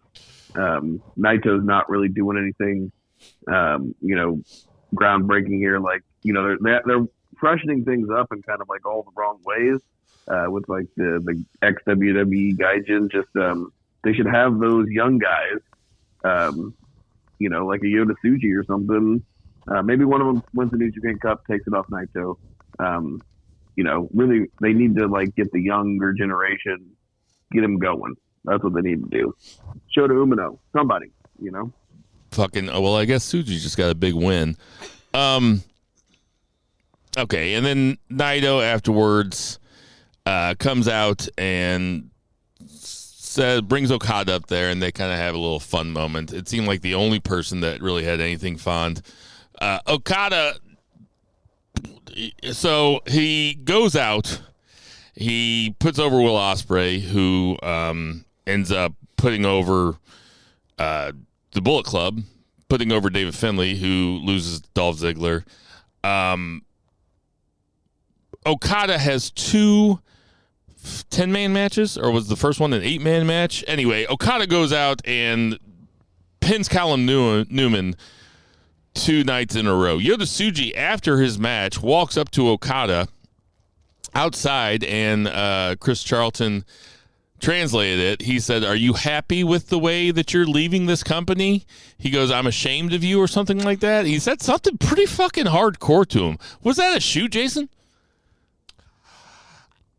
I hope so, honestly, because I kind of feel the same way about the Okada exit. I went from mad to sad to now being back to being mad, but just mad for a different reason. Okada going to AEW is what it is. Will Ospreay, same way. But Will Ospreay at least did it the right way. He did business on the way out the door. Okada didn't even have the goddamn decency to drop the never 6-man titles to TMDK. That was supposedly an Okada move. The non-losses on the way out the door was something that Okada didn't want to do. I get it, okay? Arguably the best wrestler we've seen in the last decade. But, I mean, damn. You can't just put one of these motherfuckers over. He beat Will Ospreay on the way out the door. This is before we even knew that he was leaving New Japan. He's heating up. He beat him on the way out the door then, and now he's beating Callum Newman. Come on, man. I mean, damn.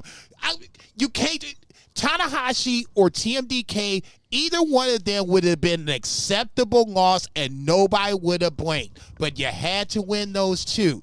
This is why I'm not too mad about Okada getting out the door. At least somebody else will get a chance to hit the joint. This motherfucker's been bogarting for the better part of a decade and ain't passing the motherfucker. Zack Sabre Jr. now can hit the joint. Maybe Jeff Cobb can hit the joint. The young guys, Yoda Tsuji, Shota Umino, these other guys can hit the joint. Okada has been great for New Japan, but he went out the wrong fucking way, and I'm glad somebody said it. Zach, what did you think about that? I didn't want to give it away when we were texting the other day. I was like, because I thought that if I said that Tsuji said something to him, you would know who won the match. But what did you think about it when you saw it? Yeah, I don't know if it was work or shoot. It seemed to be weird to be working somebody who's not going to be in the company.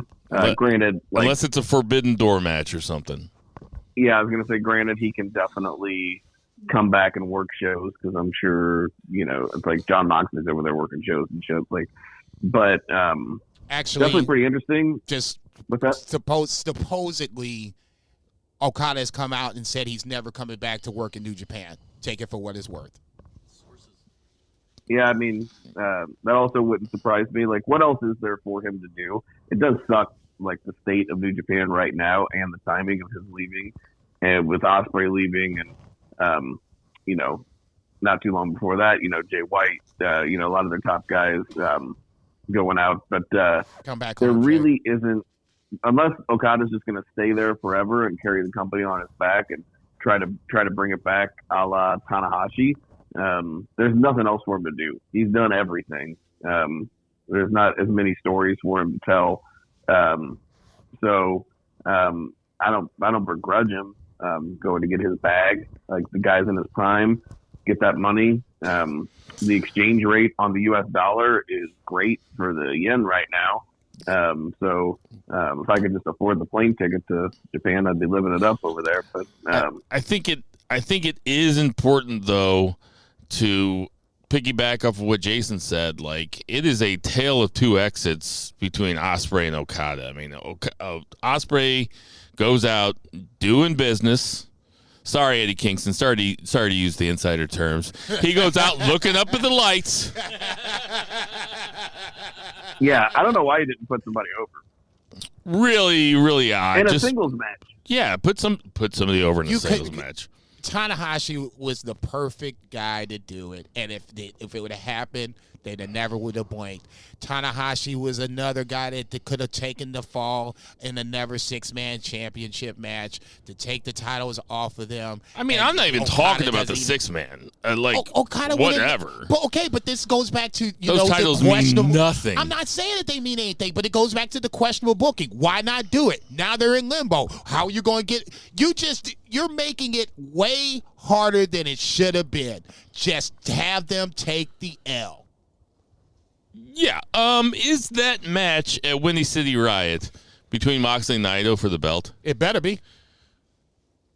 Can Moxley win that? He I can. think he definitely could. It's the only way. It's just going to have to be one of them wild ass matches where they're fighting. You're saying he could win the heavyweight championship? And then I wouldn't even blink. He's the one guy I'd be okay with AEW doing it. He's the one guy that if New Japan said that they wanted to do it and they allowed it to happen, I wouldn't have a problem with it. Zach, would you be cool with that? I absolutely would be, because I feel like he would, respect the title, and, he's just such a workhorse, and he would give excellent matches. Granted, I don't, as somebody who is not from Japan, living in Japan as a fan, going to the shows, he's not going to be on all the shows. So that is something. He'd be much more of a part-time champion. But I almost feel like that global title is kind of like the workhorse, like every show championship. It's not like the main belt's getting defended on all the shows. So, okay, can we please move Sonata back down the fucking card now? Can we please? I think now that he's got his rematch, he's yeah. Once again, I've been proven correct. Just like I said, Brodus Clay would be heavyweight champion one day. I said that Sonata sucked, and he sucks. I'm not going to go that far. I just think that this was just bad timing for Sonata, bad booking to certain degrees. Podcasting. Yeah, he's a great challenger. He's just not a good he's a great challenger for a main belt. He's a good main event guy to put in a main event spot, but he is not the main event. Exactly. He's a nice cool mid-card, upper mid-card kind of guy. Yeah, it was a very fun story, that he was able to pin Okada after, not being able to do it over and over. But, man, for him to just have that, it was like he should have got, a fucking Kofi run, and they gave him, a fucking Gunther run. Tama Tonga. That's another guy. Went out the right way. Wouldn't you say? What you think about his last match, Jason? No, not the best match, but I mean, once again, if we're playing the pass the torch kind of deal from, one God team to another, that's what you're supposed to do. It wasn't like the original God, was on, their A game. They looked a step slow, so it felt like the strong champions, tag team champions, and ELP and Hikuleo were going to win, and they won. No problem with that. And this is where ultimately, like I said, Okada just not doing the business just leaves a kind of a bad taste in my mouth. It's not like I'm going to go out and say, fuck Okada like I do when I see Yano all the time. It's not that deep. It's just like I said, it just leaves a bad taste in my mouth. And I would just wonder if something doesn't go right in AEW, is this going to be a problem? Because God knows Tony Khan can't necessarily hold the house down. Did you see that so we got New Japan Cup coming up, I should say, and first round match, banger right out the gate. Yano versus Yujiro Takahashi. What the fuck? Can you believe it? Yes, Match of the year candidate. Suck my ass. Fuck that. We'll have to do our brackets beforehand. But a very there's no other way to say it. It was a disappointing weekend for New Japan Pro Wrestling. Agreed. Fucking really strange. House of Torture's got 2 belts. Just fucking wild. So stay tuned, because if you like that talk, New Japan Cup's going to get lots of coverage. That's going to do it for a 3 count. 1, 2, 3. Real quick before we get to the predictions, I want to touch on NXT. We have Shawn Spears makes his NXT re-debut. He comes out and fucks up Ridge Holland. What you think about this, Jason? That goes with everybody else's predictions. I don't think anybody has Shawn Spears hitting Ridge Holland on their 2024 bingo card. I'm cool with it. Let's just see what happens. Everybody seems like they're coming back to NXT to kind of give their career a little revitalization. So why not? Shawn Spears, I've always kind of liked, even when he was Ty Dillinger. You always would run him down when we were at Shock City. I liked him then, so I'm willing to give it a shot. Zach, what do you think? I'll give that return a 10. Well played, sir. Carmelo versus Carmelo and Dragunov have a contract signing at the end, but Tony D'Angelo comes out to interrupt it. I like Tony D'Angelo. He just doesn't seem like he's on these guys' level. I would totally disagree when he and Braun Breaker were in the match for the tag team titles, and there was a couple of times where Tony kind of felt like he met strength with Braun Breaker. I was looking at it, and I'm like, I don't think this was something that I was seeing beforehand, but I was like, how about this? That's not a main event gimmick. It was eye-opening. It's not asking to be a main event gimmick. Okay? Zach, where are you at on it? I don't know why they're inserting him into it. Like, shouldn't it really just be like Trick and Mello? I feel like Carmelo should be going for the title, should be winning the title, and then Trick would take it off of him at the WrestleMania show. That seems like just the simplest thing in the world to me. And then the other thing that I wanted to talk about from NXT before we get to predictions is the exchange backstage between the War Dogs and the OC. Did I call them the War Dogs? Wolf Dogs. Wolf Dogs. The Wolf Dogs. But still, the exchange was funny, too. I really popped when the scene opened and Braun Breaker and Baron Corbin walked through the door. Baron Corbin's wearing a leather jacket, and Braun Breaker is talking while they walk through the door, and he goes, yeah, man, he's like, I got an airbrush guy. And he points to Baron Corbin's leather jacket. He goes, it's just plain Jane, man. Like, it's really funny to me, Braun Breaker trying to convince Baron Corbin to airbrush his leather jacket. That kills me. But they get into the OC. I thought it was a pretty good exchange between those two teams, all things considered. Yeah. The OC, everybody kind of hates them all the time. Shit. Earning their money. About time they take them ski masks off. Shit. What you think of it, Zach? I didn't see it. I do. This only reaffirms that I think that Wolf Dogs are dropping those titles to the OC. Let me ask you this, Zach. Do you have an airbrush guy? Not anymore. When you were working in Alton, you had an airbrush guy. Yeah, I had an airbrush guy in the Midwest. But, all right, that's enough of the NXT. Let's get to those predictions. That's some funny shit. Man from ringside.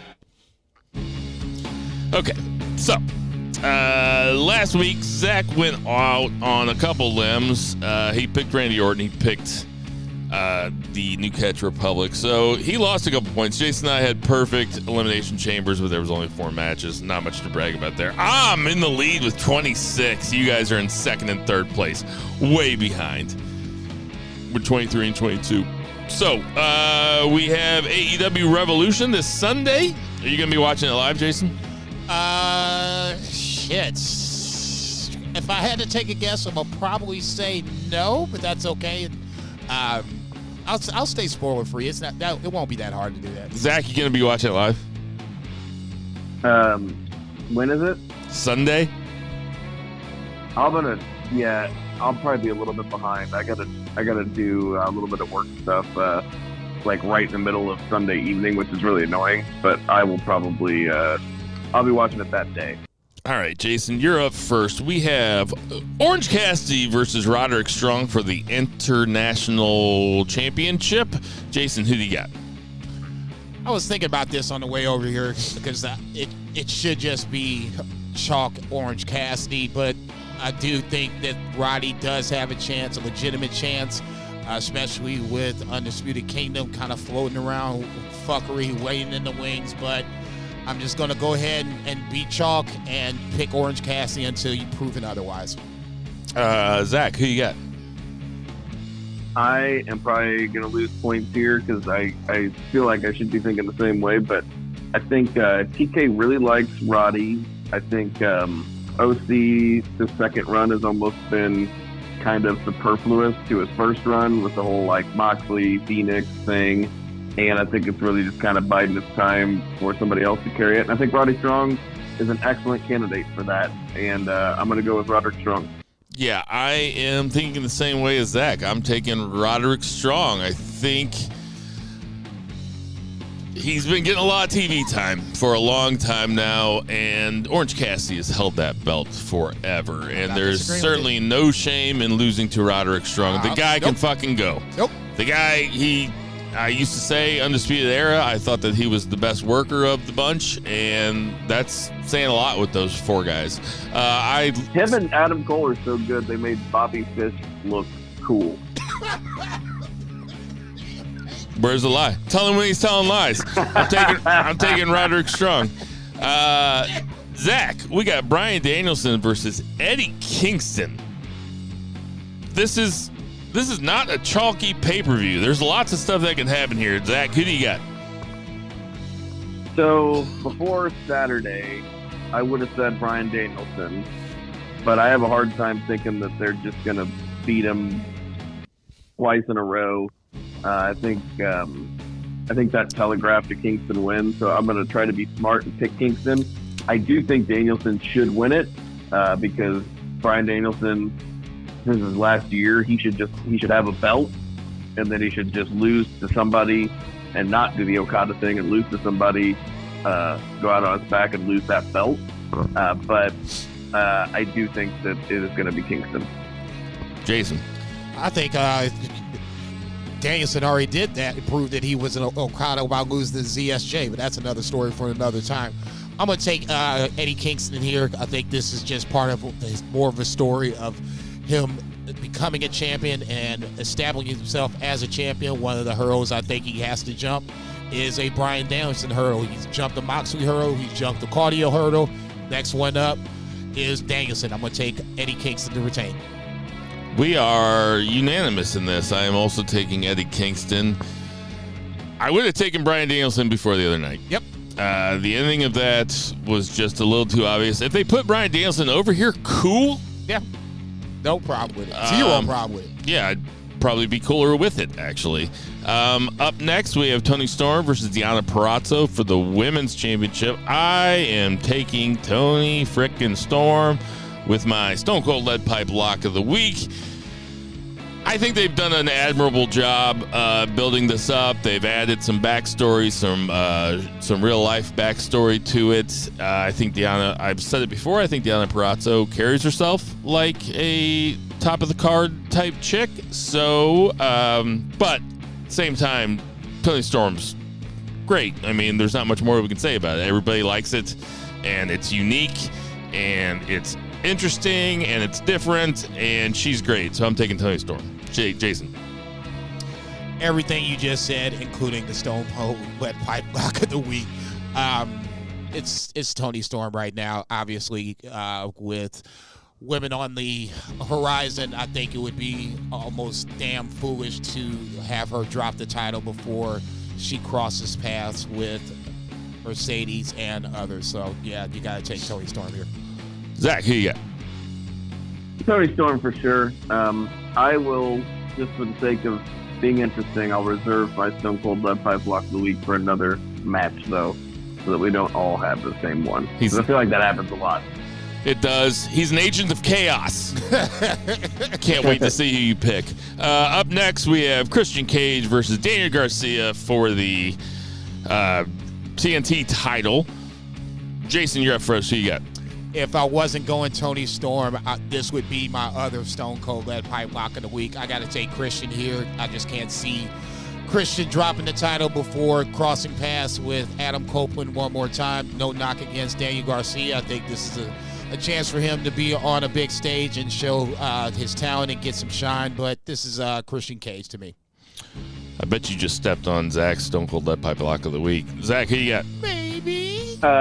Nope, but I do agree.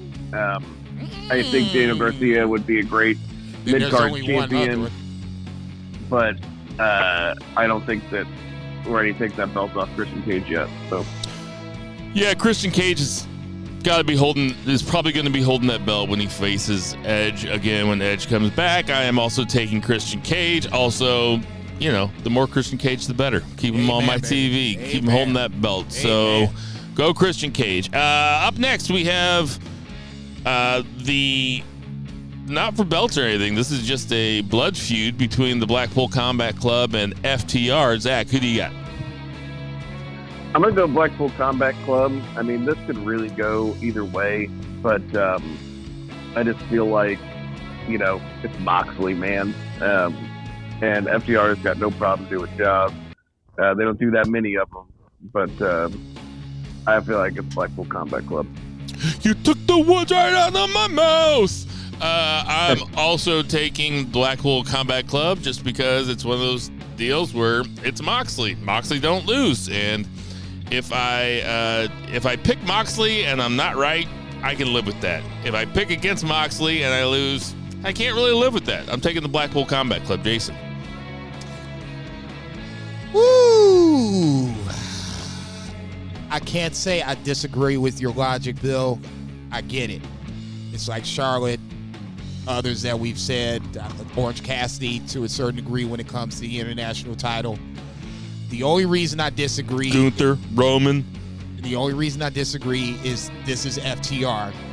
And I don't necessarily think a loss does them poorly, but I think a loss is Moxley not... sure as fuck don't get pinned. I'm not saying that Moxley getting pinned. There is someone else that's on the team. Is Moxley facing FTR alone? I don't think so. Everybody heard it. Okay. That being said, I am going to be bullish. I'm going to take FTR just because this is a tag team match alone, and they are arguably one of the best tag teams in the world. If they are that team, they get to prove it on Sunday night. I'm taking FTR. Okay, the last three matches that we have are, well, we talked about this one being match of the year contender, Takeshita versus Ospreay. I'll go first here.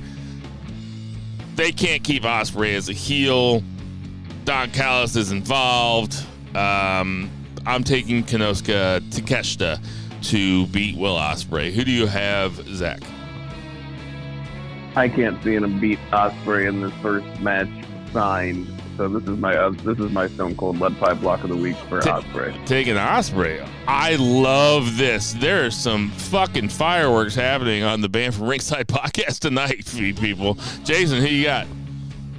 Hang on, I got to get up right for a second. That was like, oh shit! Jason didn't see it coming. No, damn. Both guys kind of need it. Honestly, Takeshita probably more so because it feels like he's kind of been stalled. I just, damn you, Tony Khan. Why are you doing this now? Wait for this, you son of a bitch. I'm taking Will Ospreay. All right. I don't want to, but I'm going to take him. Why don't you want to? Sorry, I'm trying to hit this pen. Because, like I said, I think Takeshita needs this way more. Ever since he lost to Jericho over in Japan, he hasn't come back. He's been kind of just cooled off. You know, before that, Takeshita was white hot. We were talking about him dropping Ishii, you know, in Forbidden Door. And, you know, from that point, it's just kind of not been the same. He hasn't been nearly as highlighted as he should be. He should be the international champion instead of Roddy going after it. That's just me. All right, so we have Sting's last match. Sting and Darby Allin versus Matthew and Nicholas Jackson for the AEW Tag Team Championships. Let's see. Jason, you're going first. What would be the easy thing to do is have the Bucks win and you wouldn't have issues. What would probably be the thing that I think is going to happen is the one thing I probably don't want to happen, and that's Sting and Darby winning. They're undefeated. They might as well just go ahead and just run the table, be done with it.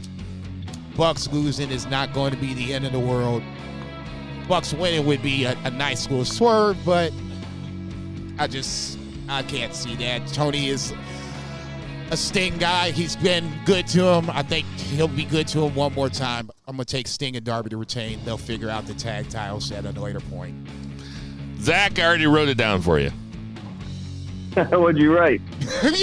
What you mean, No, nigga? I didn't write it down. I think that you're taking Sting. Who are you taking? I am taking Sting. I do think, like Jason said, logically it makes sense, but man, I feel like you just, even though most of the time we'd say go out on your back, not for Sting. It just ain't happening. Like, that's not the feel-good moment you're looking for in Greensboro, North Carolina. Biggest gate in the history of that building. You're going to send those fans home happy, and it's not necessarily even about the match. It's going to be the post-match, the speech, whatever it is they do, anybody that they're able to get trot out. You guys all watched the Keiji Muto thing on Noah, right? Like, we watched that last year. Yep. What a fucking great show. I hope that they do something like that. Anyway, they can do whatever with the tag titles. They can do a tournament. Bucks could end up winning them, right? Because I think the Bucks have a great gimmick, and them being like this heel, it's kind of time for the Bucks to be champs again, I almost feel like, because they're so good, and this is like the best they've ever been gimmick-wise. So, you got to have them win a tournament or something afterwards. But, yeah, Sting and Darby, it's just like we said before, you don't bet against them because they've never lost, so I don't think they're gonna. 3 for 3, I'm taking Sting and Darby. I can't see it happening. I can't see the Bucks winning in the main. It's going to be the main event. Jason. Just for the record, I would prefer that Sting and Darby lose this match. And I'm not saying that Sting takes the pin.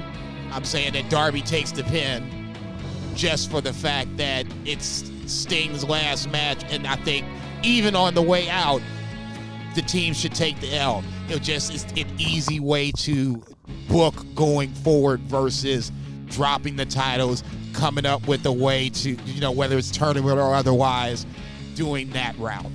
That's just me. Like I said, to me, I think if I know Tony Khan like I think I do, I think he's just going to be he's a mark. And just mark it out and have him go over. Finally, we have... I don't even think it's the thing about being a mark. I just think it's just like, honestly, I would, if it was me, because it really doesn't matter either way, I would leave it up to Sting. I'd be like, what do you want to do, brother?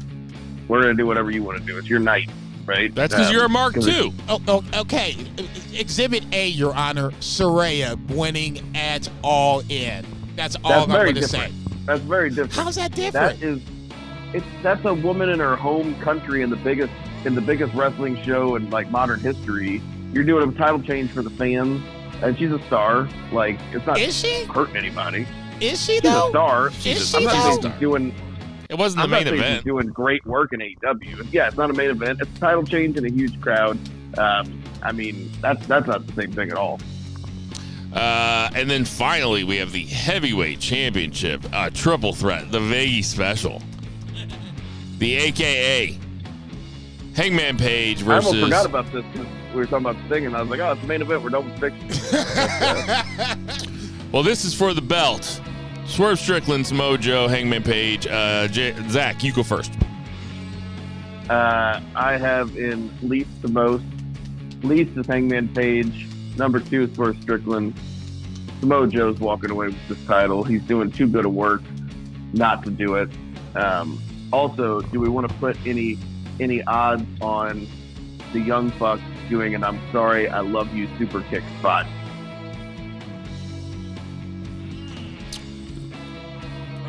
To Sting? Yeah, to Sting. Nah. With Ric Flair right there. Nah, the story's not there. The story's not there for them to say "I love you." Nah, the story ain't there. Yeah, no, it's heel shit. It's Thank heel you. shit. Oh my God! How can you not see that? Because I'm high, They don't actually dude. love him. They're gonna make fun of it. Totally, Yeah. and I don't even think they. Well, in that case, I love it. Jason, who you got for the heavyweight? Who you got for the heavyweight championship? I've been screaming double turn for the last 2 or 3 weeks, especially last night when you saw Hangman attack Swerve. To me, that's more of a double turn, but I don't think it's a double turn where Swerve wins the title. Unfortunately, for myself and other Swerve fans, I agree totally with 3-Beer. I got Hangman the least likely to win. I almost think he's going to be the one to eat the pin. Swerve in the middle. I would love to see Swerve beat the champ at some point, but I can't see a legitimate reason to take it off of Joe at this point. I'm not saying he's doing the Lord's work, but he's definitely passing around the collection plate. So in that scenario, I would definitely want him to hang out and be the champion a little while longer. There's more stories to tell with Joe at the top of the card. The loser, the guy that doesn't get pinned still gets a chance at Joe, and other people get chances at Joe moving forward. I agree with you guys. Joe at the top of the card is a believable heavyweight champion. It was going to take somebody on their best day to beat Joe, and he's getting ready to have 2 guys try to do it, and ultimately I think he retains. I have Hangman Page least, but the other night kind of made me think, he could walk away with this as this shitty fucking mustached heel character who's devious and he's a trickster. Like, the double turn has already happened. It's already over. I mean, we talked about Swerve cutting that babyface promo about, threatening physical harm on an infant. But like, I could see Paige sneak out of there with this. That being said, I got Paige last. I think it could go all 3 ways. I really do. I got Samoa Joe second. I got Swerve as the winner. I think that it's the obvious move. It's the move that we said they could have struck while the iron was hot a while back, but it's still hot enough. He is over. He is still so fucking over. I got Swerve Strickland winning it. So, don't you think that he should lose on the biggest stage though, and then have to go in another whole year, and then have a celebrity come in and try to take the match from him?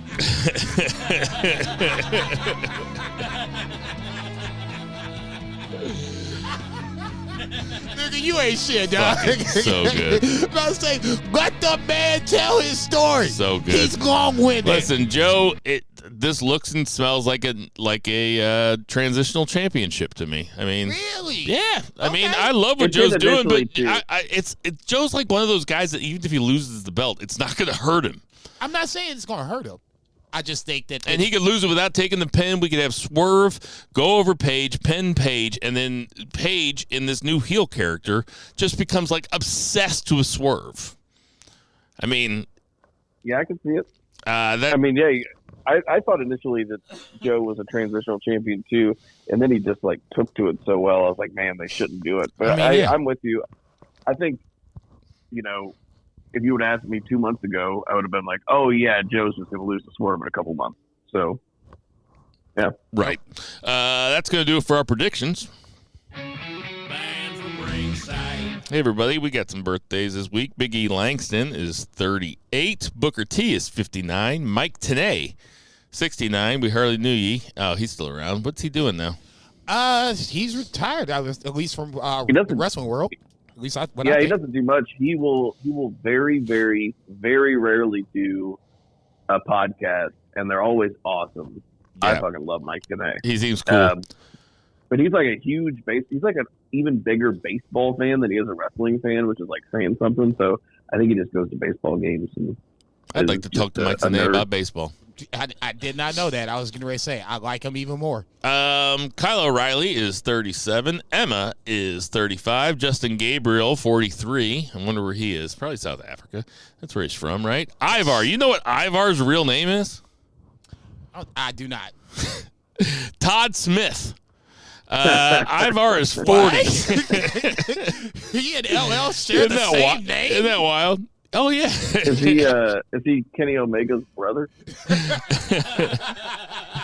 Is Kenny Omega Tyson Smith? Tyson Smith, yeah. Jesus Christ. Dalton Castle. Real name Dalton Castle. He's 38. He's keeping that shit real. Jordan Grace is 28. Val Venus. Val Venus. It'll never not be funny that Venus is spelled like penis. It'll never not be funny.